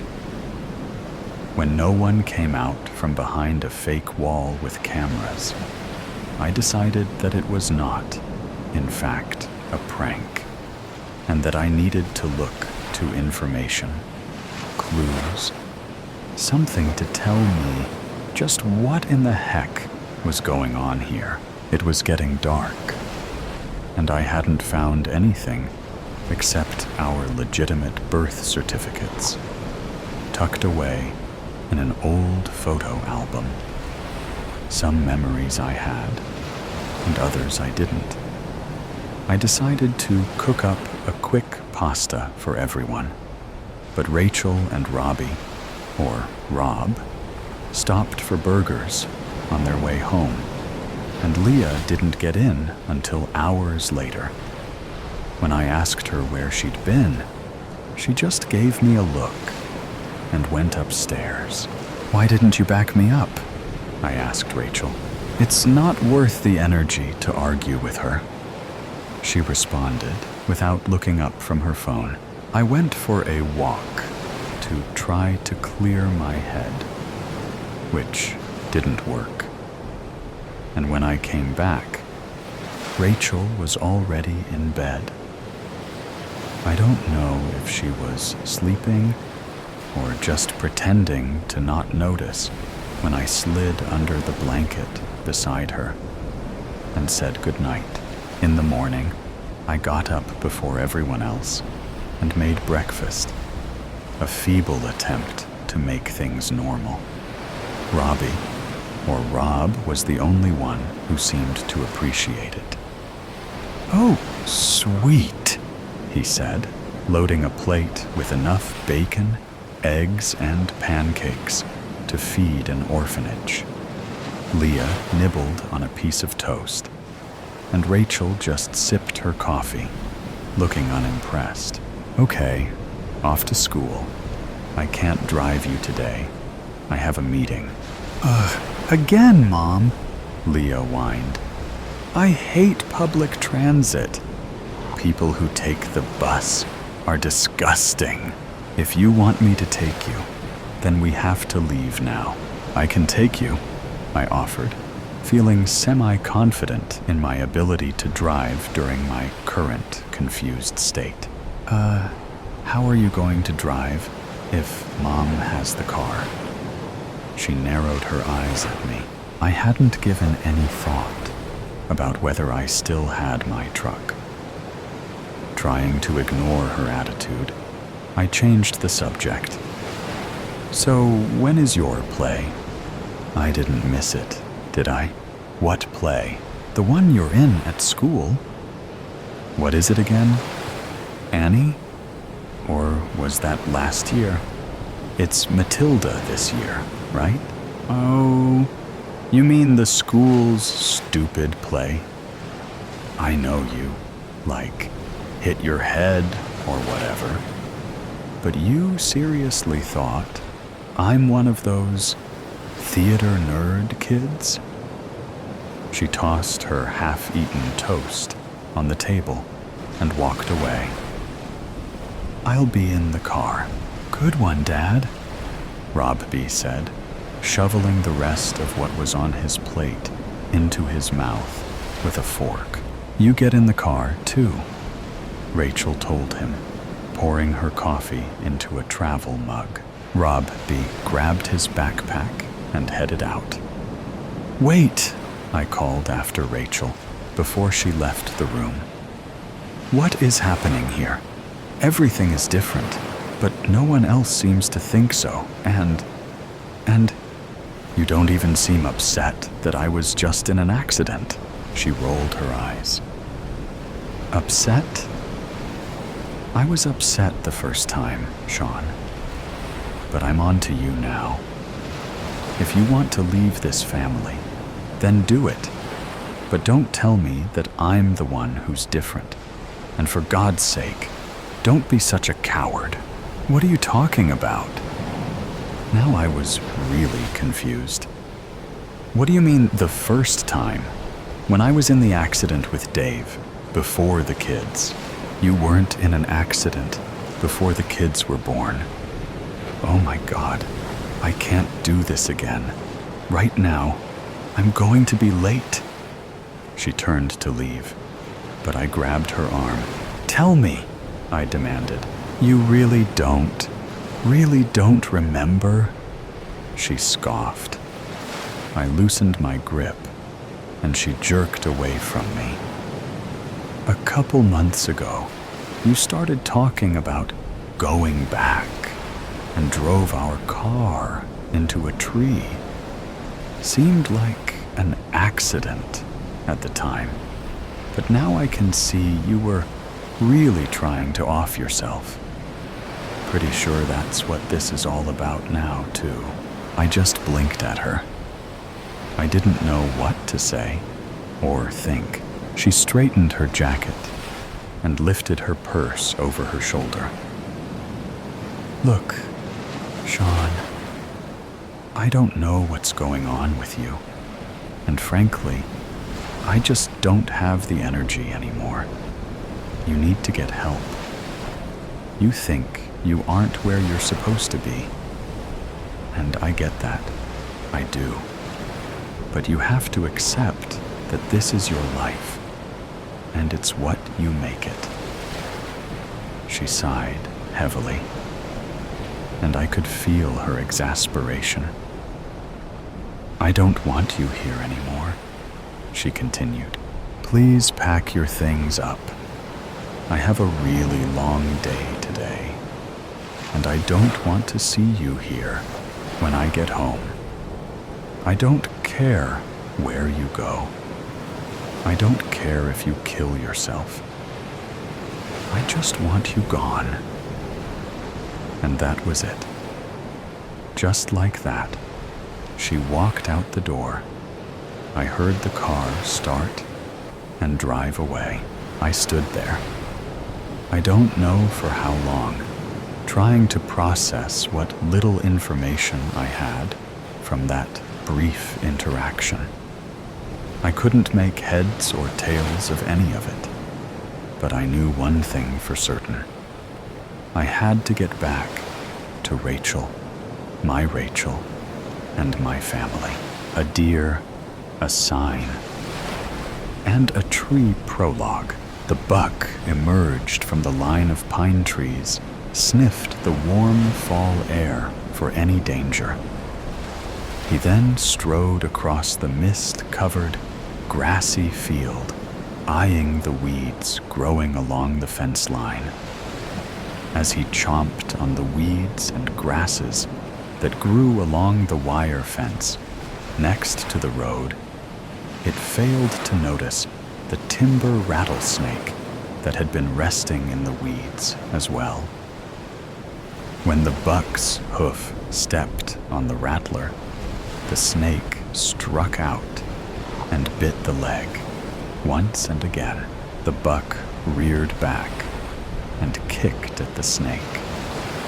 The buck then began to walk away, but only made it a few steps before the poison took effect. Its legs became stiffer, then stopped moving altogether. As the buck heart stopped, the buck tripped into the fence, knocking over one of the fence posts and a good portion of the fence as well. Attached to the fence post had been a no trespassing sign. The road Beatty Ave, next to the field, was rarely used, so the buck simply decomposed into the ground. Life carries on. 2 years would pass, and the buck had all but disappeared when David drove his delivery van down Beatty Ave. His mind was not on work, but on the loss of his wife and mother of their 3 boys, just a few months prior.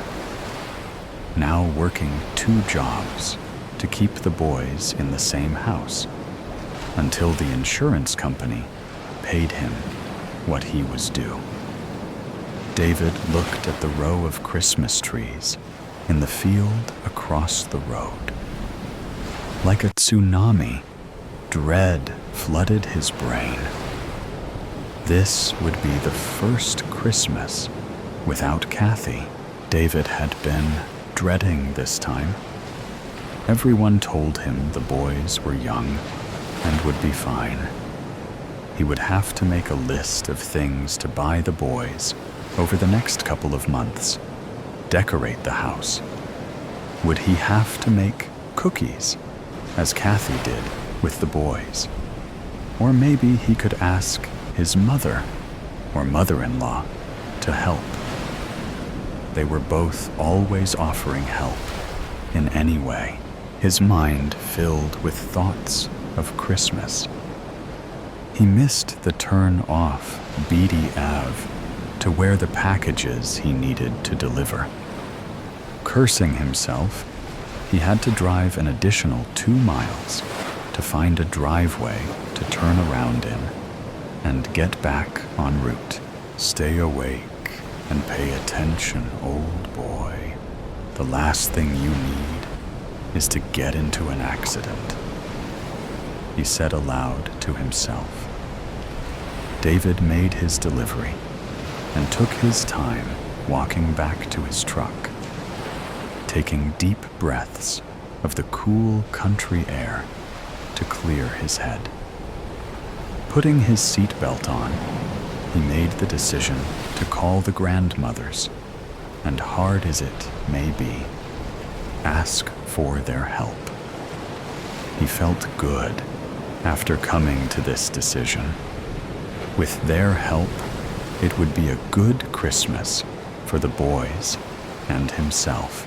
Driving back down Beatty Ave, he let his eyes wander over the row of pine trees again. This time, no tsunami of dread, but one of happiness. He slowed his truck to a stop when he saw a cardinal bouncing from limb to limb on one tree. David's mind seemed to relax for the first time since Kathy's death. After completing his deliveries, David returned home and immediately called his mother and then Kathy's mother. Both were thrilled to help. Over the next 2 months, the mothers talked to each other and made a schedule of when cookies would be baked and the tree put up. The boys were very excited to be spending time with the grandparents. Both grandfathers, after finding out what was going on, joined in. It was building up to be a good Christmas. 2 weeks after Thanksgiving, David loaded the boys in a truck he had borrowed from his brother and headed out. After 20 minutes of dancing around questions from the boy about where they were going, why did they need Uncle Jack's truck? David pulled over to the side of road next to the field of Christmas trees. "What are we doing here?" asked the oldest, Tommy. "Well, I think we need a tree, don't we?"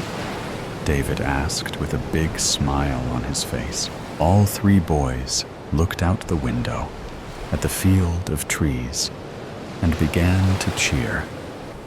Chad, the youngest, began making chopping motions with his hands. "Can I cut first?" he asked with a huge smile pinned to his face. "Here's the plan," David told his boys. "I was thinking we'd dig up the tree and bring it back home. Then, after Christmas, we can plant it in the backyard. What do you think?" "Mommy always loved Christmas trees," Chad said, still holding the smile on his face. But tears were gathering in his eyes. David could feel the mood in the truck change with Chad's statement. He inadvertently popped the happy balloon. He had to say something to bring joy and happiness back. "Yes," she did. "That is why I thought we could bring one home and keep it all year in the backyard," he said quickly, hoping this would help. Bill, the middle child, broke the silence when he pointed to the largest tree and announced they should bring that one home. The other 2 boys cheered in agreement. "I love your idea." All David could get out before the boys were out of the truck and running across the field towards the large tree. David chuckled to himself and went to the back to pull out the shovels and wheelbarrow, then followed the boys through the field. The boys were basically dancing around the tree they had chosen, even though it was at least 12 feet tall and wider than Uncle Jack's pickup. "Boys, boys." David had to call several times to get their attention. "That tree is way too tall to even fit into the truck, let alone in the house. We can just trim some off the bottom to make it fit," Tommy said, looking up and down the tree. "Even if we could make it fit, there is no way the 4 of us can carry it to the truck." "Buddy, I was thinking of this one." David pointed to the tree he had seen the cardinal in a few months ago. "It's kind of small," Chad announced, looking from the large tree to the smaller one his dad was standing next to. "Yeah, Dad, Chad is nearly as tall as that one," Tommy added. "We can put it on a table in the living room," Dived improvised. "Plus, digging this one out is going to hard enough." Tommy shook his head, then clapped his brothers on the shoulders. David geared himself up for a fight with Tommy. Since Kathy's death, Tommy seems to have decided he was suddenly a man and didn't need to be told anything by his father. "Come on, guys. Dad's right, that one will be easier to dig up and carry to the truck," Tommy said, shocking his father.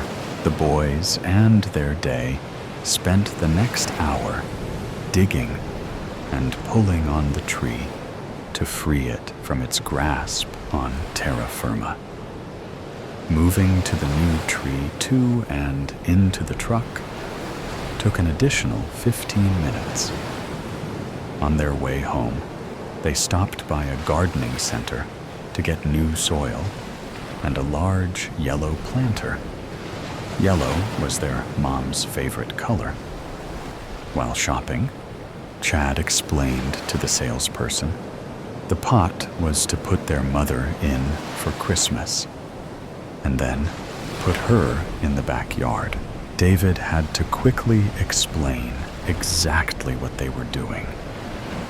The salesperson smiled and laughed and stated she understood. When they arrived home, David and the boys moved the tree to the edge of the truck edge. They removed burlap they had wrapped around the roots.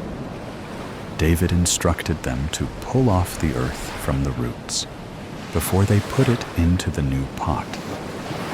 He then went inside to clean up and start making dinner. David had just started browning the meat when Tommy ran inside. "Dad! Dad, Dad!" he called, running into the kitchen. David pulled the pan off the burner and looked at his son. "Look what we found on the tree." Tommy had 3 small, whitish objects in his hand. "What are those?" David asked, whipping his hand on his shirt, then picking up one of the objects. "Looks like a stone, but didn't feel as heavy as it should have. I think they're finger bones," Tommy said with a serious, straight face. "You see, the bigger one goes right here on your fingers." Tommy placed the longer of the bones on his finger between the first and second knuckle. "Well, Dr. Leet, you may be right," David said with a little more concern in his voice than he meant to. "How many did you find?" "Just these 3, Tommy replied. "Tommy, we found some more funny stones," screamed Bill from the garage. David grabbed the remaining bones from Tommy's hand and put them on the kitchen counter, then pushed Tommy towards the garage. Once back in the garage, standing at the back of the truck, Chad was holding a hand full of bones that looked just like the ones Tommy had brought him. "Okay, boys," David said, looking outside the garage to see if anyone had heard Bill screaming his announcement. Not seeing anyone, he ushered the boys inside. "Let's get washed up for dinner now." "But Dad, we're not done yet," Chad mentioned as he pulled another clod of dirt off the root ball. David paused. "It will be easier once the dirt is all dried out." During dinner, David was quiet as the boys chatted endlessly while eating tacos. Halfway through dinner, David excused himself and took his cell phone into the living room. When he came back into the kitchen, he addressed the boys. "Guys?" David started, then took a deep breath before continuing. "Don't be." David's mind went blank. He wasn't sure how to continue. "What the matter, Dad?" Tommy asked through a mouthful of tacos. "No easy way to say this." David bravely started, then immediately faltered, looking in the faces of his sons. "Okay, here it is. The special rocks you found today, cleaning out the roots of the tree. I think they are bones from fingers." Tommy, who had made the discovery, was not surprised. Bill looked at his fingers as if the bones might be his own. Chad took advantage of everyone else being occupied and grabbed the last taco. 20 minutes later, a police cruiser, followed by an unmarked police car, pulled into the driveway. Over the next hour, the two police officers examined the root ball, while a crime scene detective collected the found bones and searched the roots for more. The detective had taken David into the living room to speak to him. Tommy, Bill, and Chad stood in the driveway and watched the police working. David came out a short time later and, without speaking to the boys, walked over to the neighbor's house and returned with the neighbor, Mrs. Atwell. "Boys, I need to go with the detective, and I'll be back. Until Mrs. Atwell is going to watch over you. I want you on your best behavior until I get back." Bill was the only one who responded. "Okay, you be good too," which brought a smile to David's face. The police finished collecting the bones and searching for the tree ball. They took the two shovels used by the family to dig up the tree, and then they left. It was after dark before David returned and collected his children and took them home. Over a pizza dinner, he told them he had taken the detective to the field where they dug up the tree. He explained that they had sort of illegally took the tree, but the detective said not to worry about it, and we could keep the tree. The two younger boys cheered. 3 days later, the detective called David back and explained they had found a complete skeleton in the hole they had removed the tree from. A forensic anthropology team responded and determined the body had been buried between 50 and 60 years ago. David expressed his thanks to the detective and said he would think about how to break it to his sons. David heard the detective take a deep breath, then explained he will have to do it sooner than later. While on site, the detectives found 7 more bodies buried under tress in the field. The field used to belong to a notorious mafia associate. The detective believed the bodies in the field were victims of mob hits. The news has already caught wind of the story, so they may be showing up for interview with the man who broke so many open homicide cases.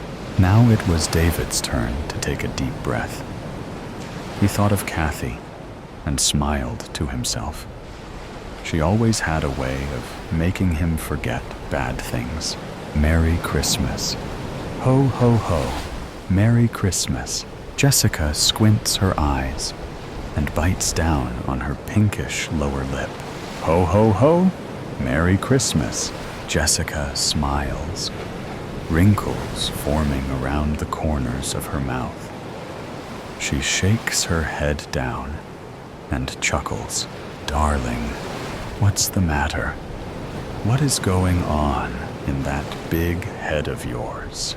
She gets up from her leather office chair and walks to her husband to squeeze his large, cold hands. Jessica's husband has never been so melancholy on December 24th. I'm worried, he shares. About what? Tonight. Jessica was alarmed by her husband's words. In the 4 centuries, her husband has been delivering presents and joy to children all around the world. She has never heard him say those words. What is there to worry about? The elves are organized Everyone has been getting along. The reindeer are so excited for tonight and full of energy.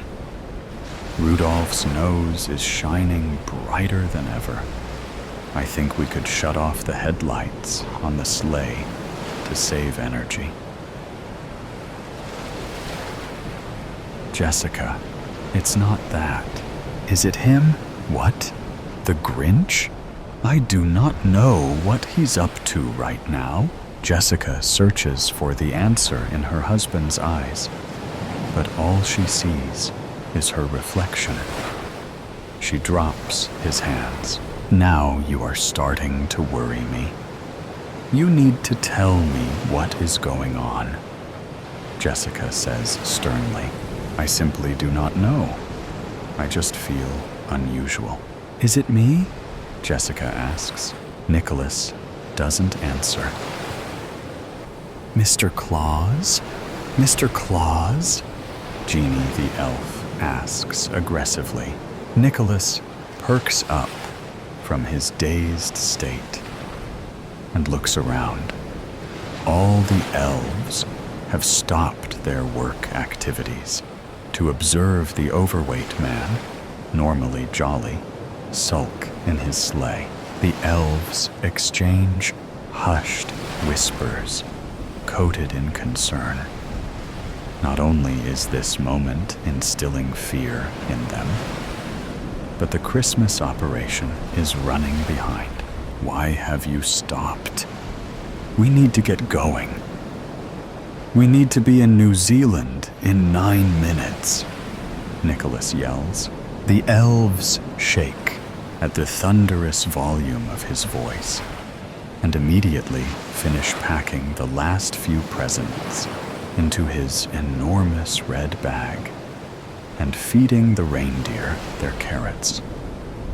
Nicholas has been delivering presents, or coal for the naughty children, for a few hours now.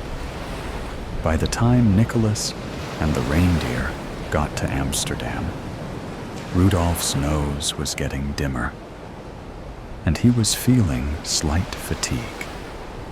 But they had to keep going. Nicholas was not singing holiday tunes as they flew in the crisp, frigid air in Croatia. He even dropped the wrong present, a gaming console, in the wrong house in Nigeria, and had to fly back to little Kemi's house to switch it with the correct one, a skateboard. The reindeer could sense the disorganization and gloominess from Nicholas.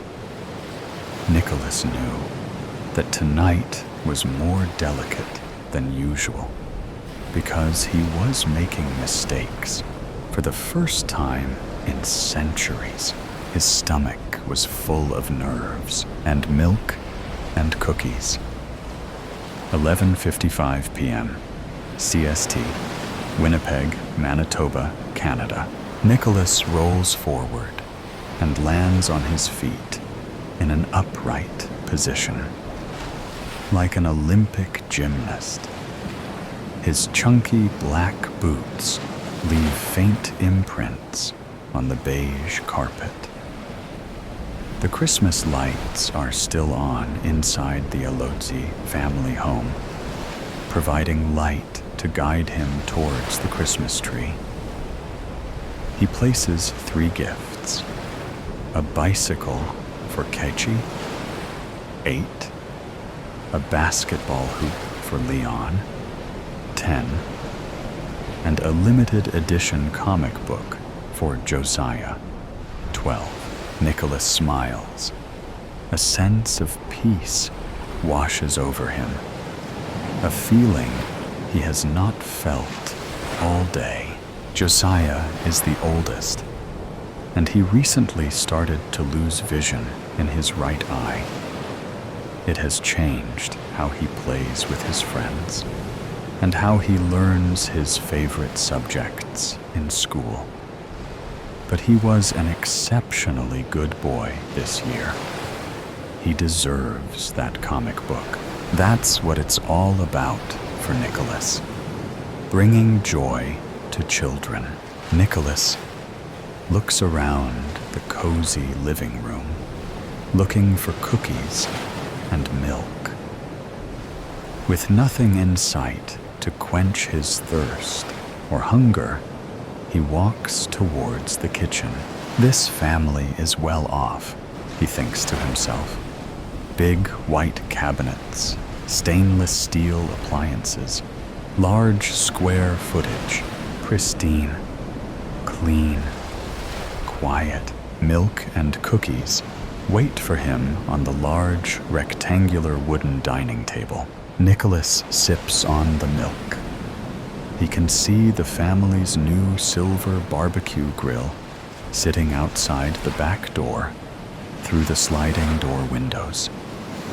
The right side of the sliding door looked damaged. The white siding is bent and cracked, so much for pristine.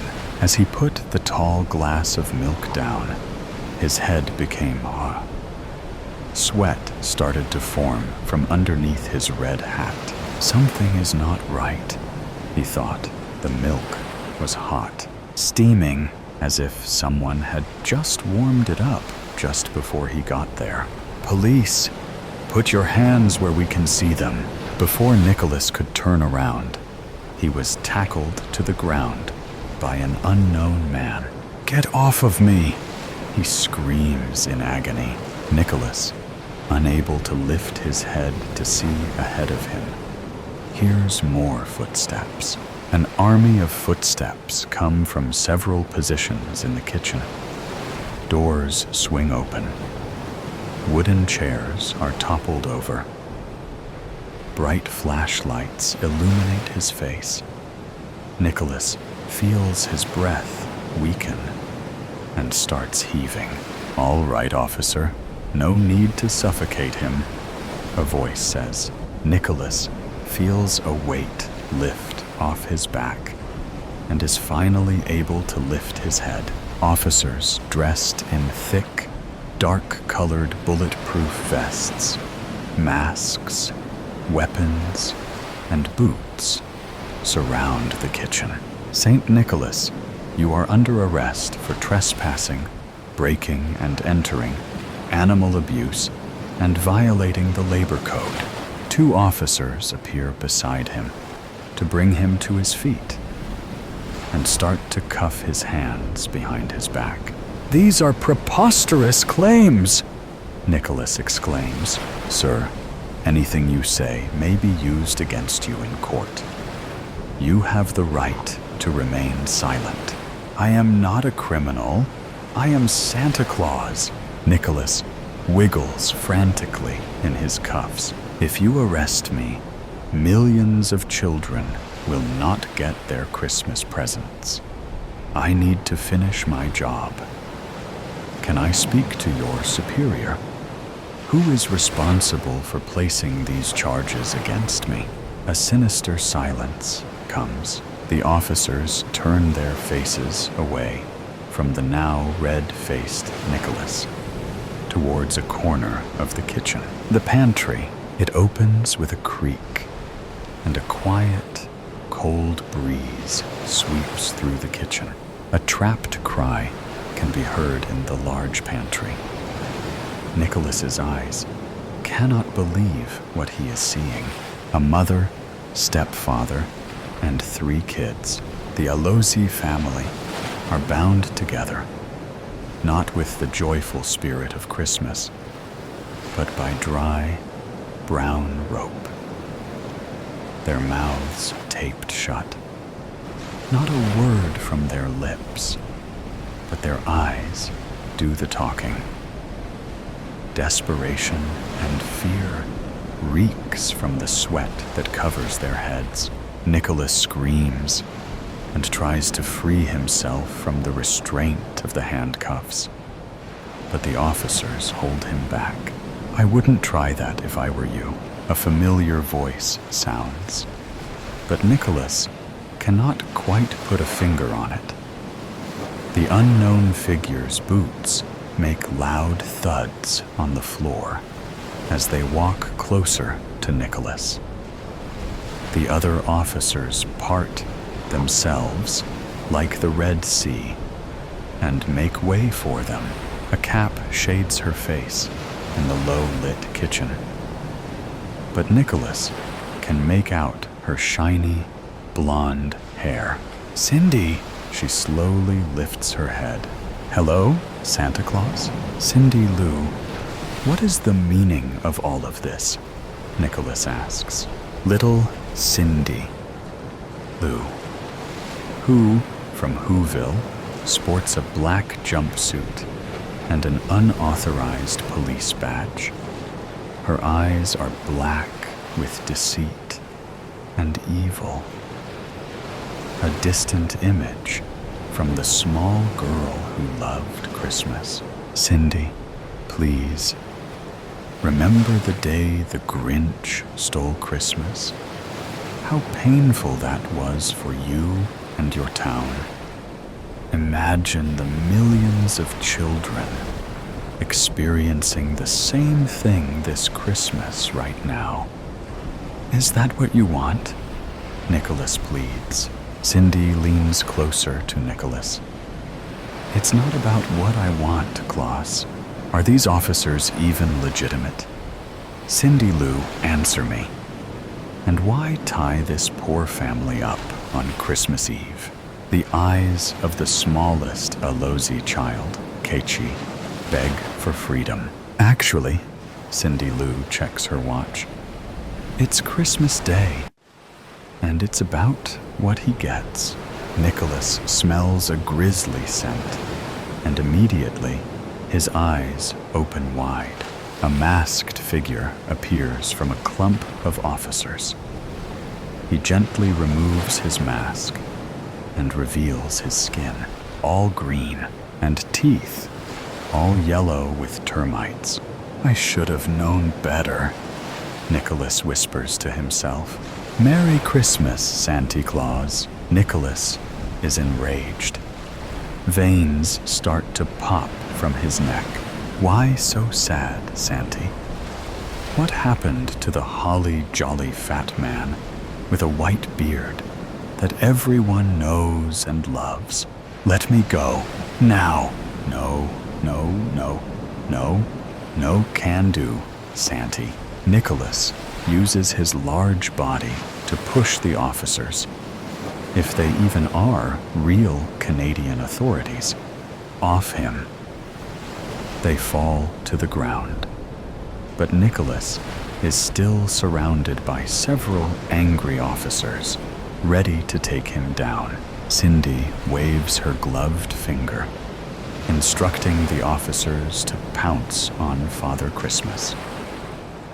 A struggle ensues, and Nicholas is forced to the ground again. He fights with all his will, yelling and kicking with the most power an almost 2,000-year-old man could. "Stop resisting," one officer demands. "You need to comply, sir," another one says. "Punch his fat belly if you need to. Or even better, kick his head," Cindy commands. Nicholas weakly lifts his head, and his fearful eyes drift towards the vile, green-skinned monster beside Cindy. He shows all his 55 crooked, revolting teeth. A bad banana. "Suspect has his hand on a weapon," the monster shouts. Nicholas furrows his bushy eyebrows in confusion. He thinks to himself, "I do not have my hand on a green Glock 17 appears between Nicholas's eyes, and it fierce with a deafening rumble. "Ho, ho, ho, Merry Christmas," the Grinch hollers. "Forever Christmas." "Roscoe, get off. Get off me. Get off, you crazy pup."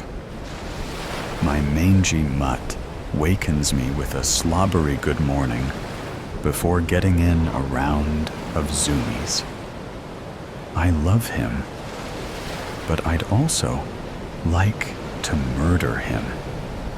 Before I do, though, I should really brush his teeth, I think, as I wipe off the sticky goop on my cheek. "Hey, hun, are you awake?" Lorraine, my wife, pops her head in the door, a festive robe tied around her. "Wait, it's Christmas," covered in dog slobber. "You forget to shut the door?" I chuckle. "Oops." She smiles back, the same one I fell in love with 11 years ago. I'd been a bit cynical about the whole true love thing in my youth. And then Lorraine bashed down all resistance with one glance. "Can you watch the kids for a sec? They're already going crazy, waiting to open presents," she says. "They're not the only ones," I reply. Then, lowering my voice so as not to ruin the magic that is an old man slithering his way down your chimney, I can't wait to see the look on Nick's face when he unwraps the falcon. Lorraine slides over to me and kisses me. "Merry Christmas, baby," she whispers in my ear. It brings an overwhelming sense of comfort, but somewhere in me, I feel an unusual pang of despair. She slaps my butt and tells me to get up. The feeling retreats as I roll out of bed and throw on some loungers, excited to rile up Nick and Lily. I stomp my way downstairs. "Ho! Ho! Ho! Merry Christmas," I say, giving my best Kris Kringle impression. "Daddy!" They both scream out, their mother's smile plastered across their face. "Look under the tree," shouts Nick. "Daddy, Santa ate all our cookies," counters Lily. We'd spent yesterday designing and baking gingerbread cookies for Santa. It is Lily's favorite.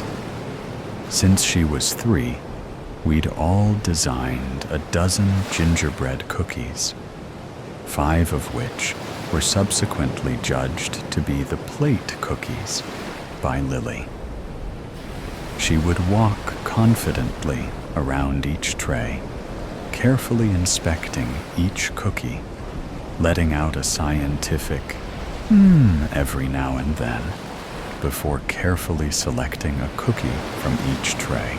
One tray would have 2 cookies selected from it, upon which Lily would congratulate that person as the winner. "Did he, Lil?" I pick her up and place her on my shoulders and skip into the kitchen to check myself. Well, would you look at that? The man didn't leave a crumb behind. After wrapping all of the gifts, Lorraine and I always share a glass of wine and share the plate cookies. Lorraine, cookie in mouth, glass in hand, walks around to inspect my wrapping, criticizing my bungled tape job. "Well, we'll just tell the kids that Santa had the elves in the training work on these ones," she teases. "Oh, come on. I've gotten so much better. Look at that one in the center. It's pristine," I say. "Honey, that one is mine." She kisses me on the cheek and curls up on the corner of the couch with me after snagging the last cookie from the tray. "I was gonna have that," I say. "Cookies are for those who can wrap. Sorry. You better give me that cookie right now," I say, Lorraine gives me a side eye before taking another bite. I wrap my arm over her shoulder and try to grab it out of her mouth, but she dodges me and scooches her way to the other end of the couch. "Don't you take one more bite." She moves it slowly toward her mouth, opening wide. I grab her ankle and pull her toward me. Lorraine erupts with a giggle, still managing to hold the cookie out of my reach. I grab her arm and crawl toward her until I can pin her arm down and lean over to take a bite of the cookie while it's still in her hand. Thank you, babe. I lean down and take another bite. "Fine, you can have it. Just let me go." I grab it from her and retreat to my side of the couch, making a show of eating the cookie, smacking my lips and swishing it down with a swig of wine. Lorraine kicks at my legs, smirks, finishes her glass of wine, and leans back into me. The house is silent. The kids long asleep. Wind sweeps gently outside as snow continues to fall, as it has throughout the day. Stockings hang above the lit fireplace, cane-shaped M&Ms, paint sticks, and Hot Wheels cozied up inside, waiting to be spilled across the floor tomorrow before being tossed aside for the next gift. Roscoe huffs in the corner, clearly displeased that we're up past his bedtime. Lorraine and I stay wrapped around each other, enjoying the silence that is so rare during the holiday season, and doze off until we awake sometime in the middle of the night and mosey to bed.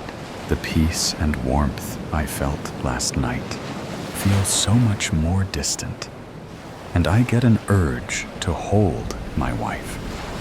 Lily is still staring in amazement at the empty plate. Something about it looks off.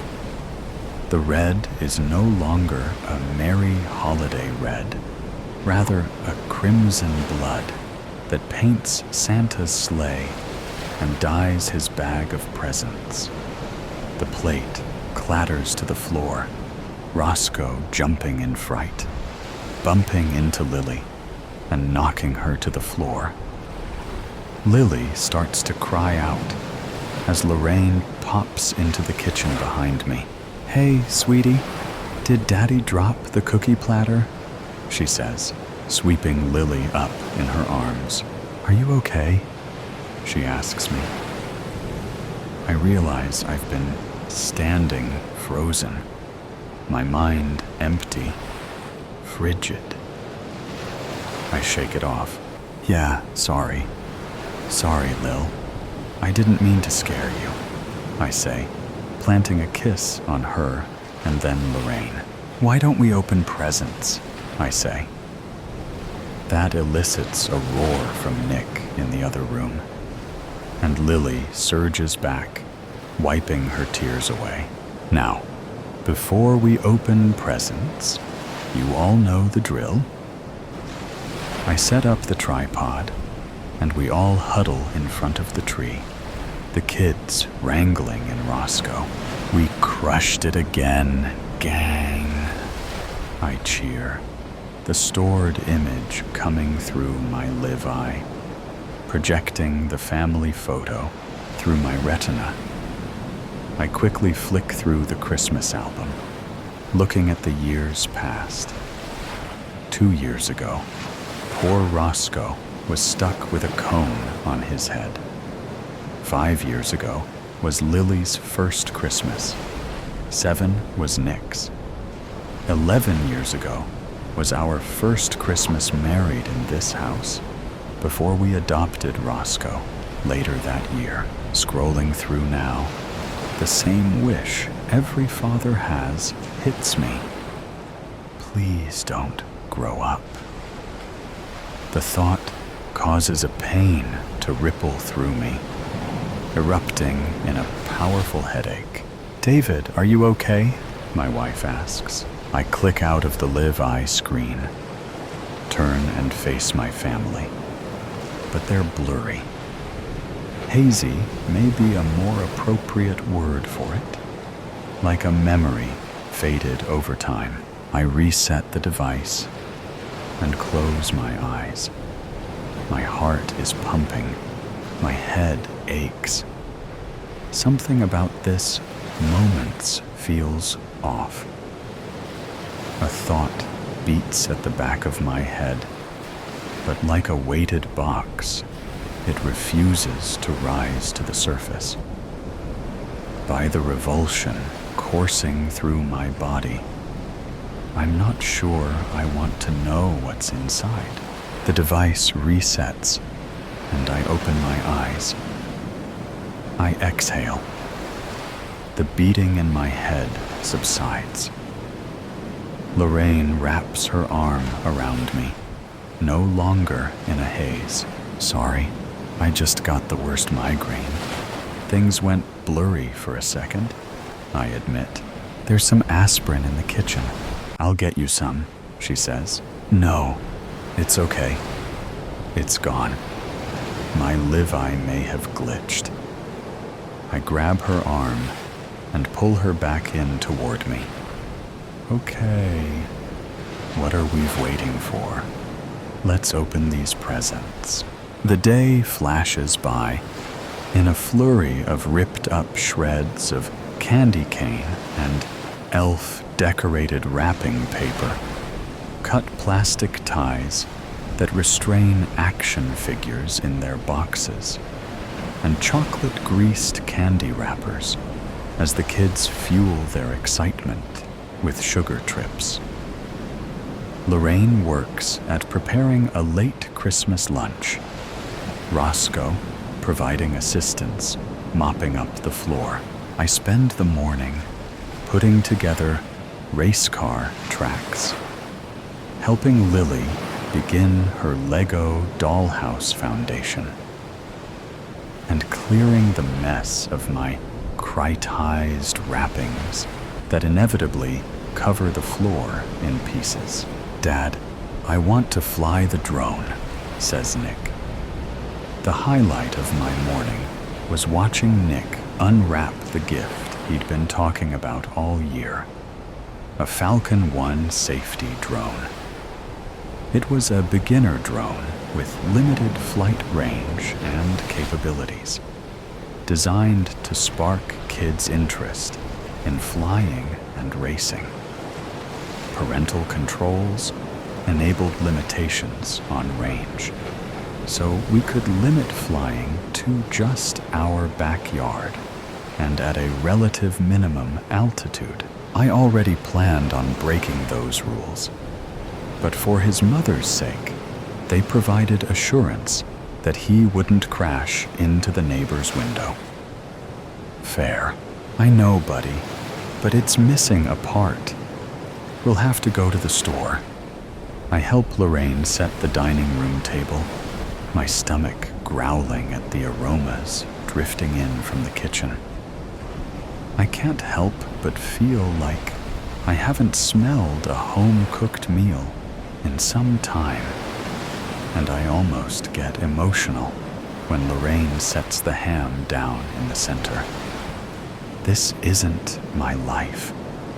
This life is filled with love and hope, like the Hallmark holiday movie that plays in the background. Something rattles internally. The box, weighted down, chains jangling, screaming to break free. I swear I hear whispers, someone calling my name, penciling. "I can take you tomorrow. I need to pick up your sister's glasses. But we have to go early.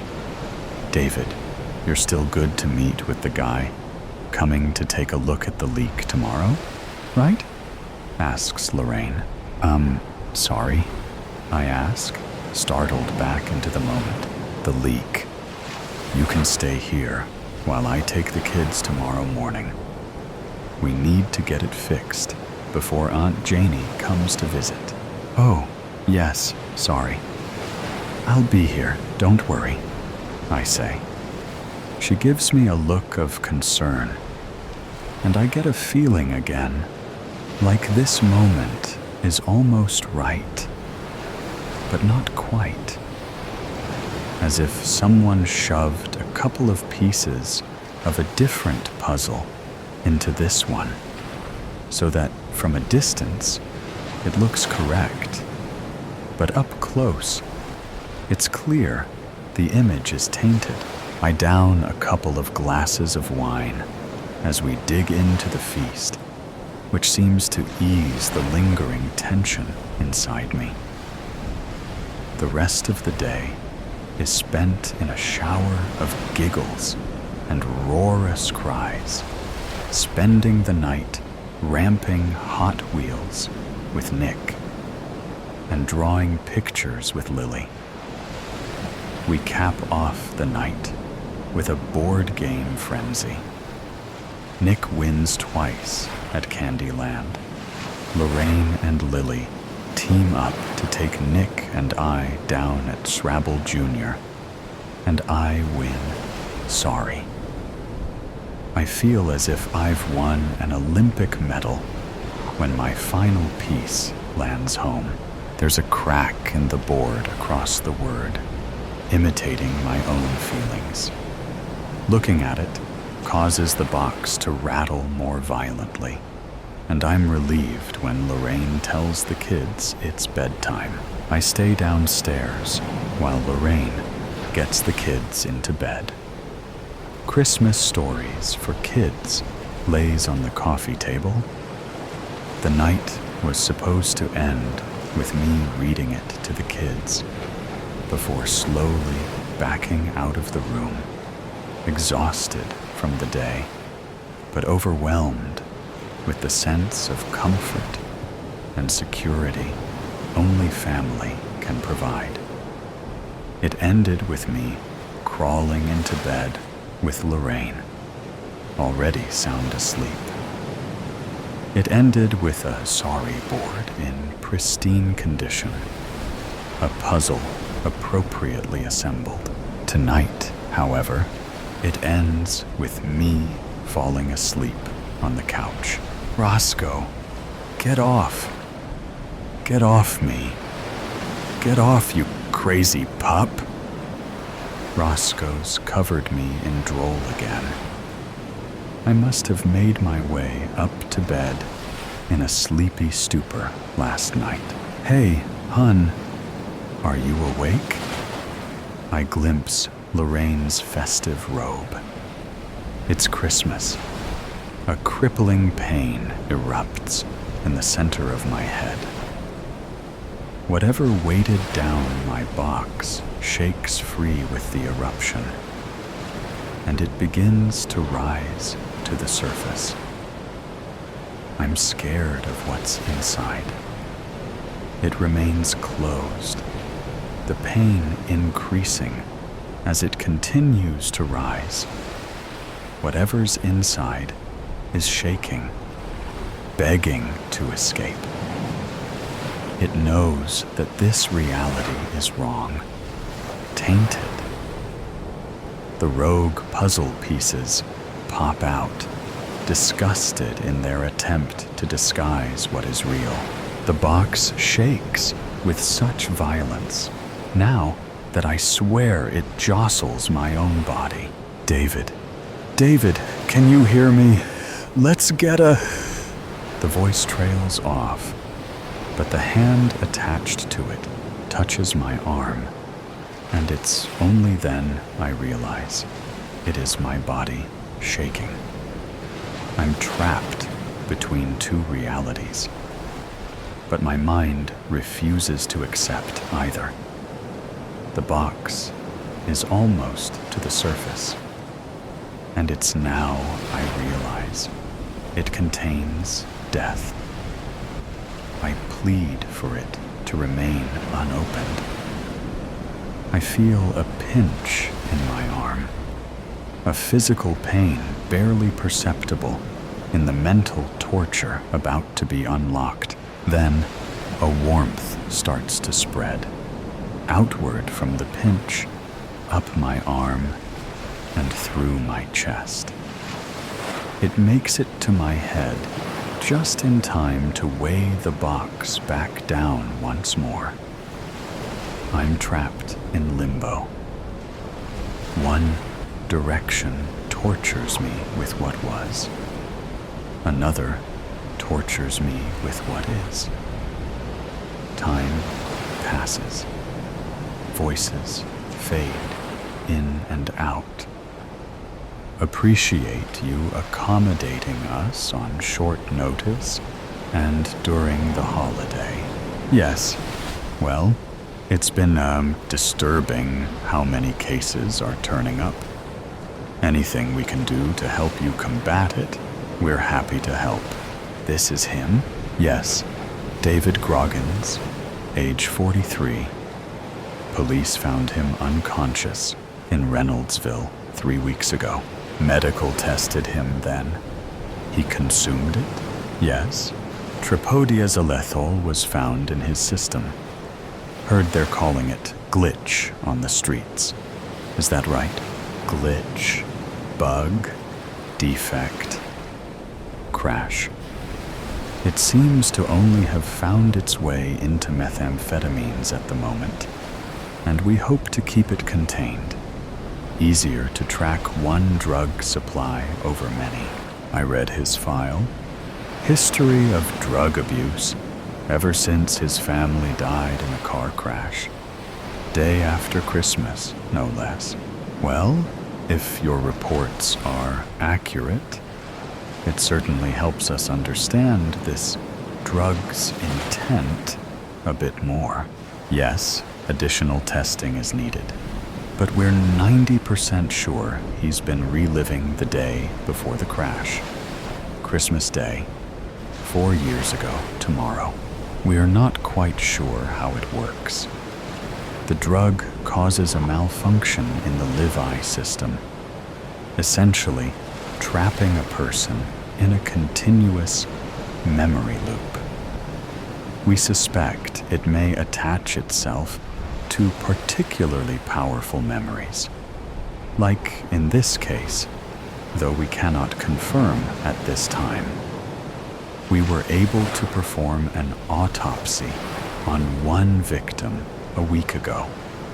Damage to the hippocampus and frontal lobe were observed.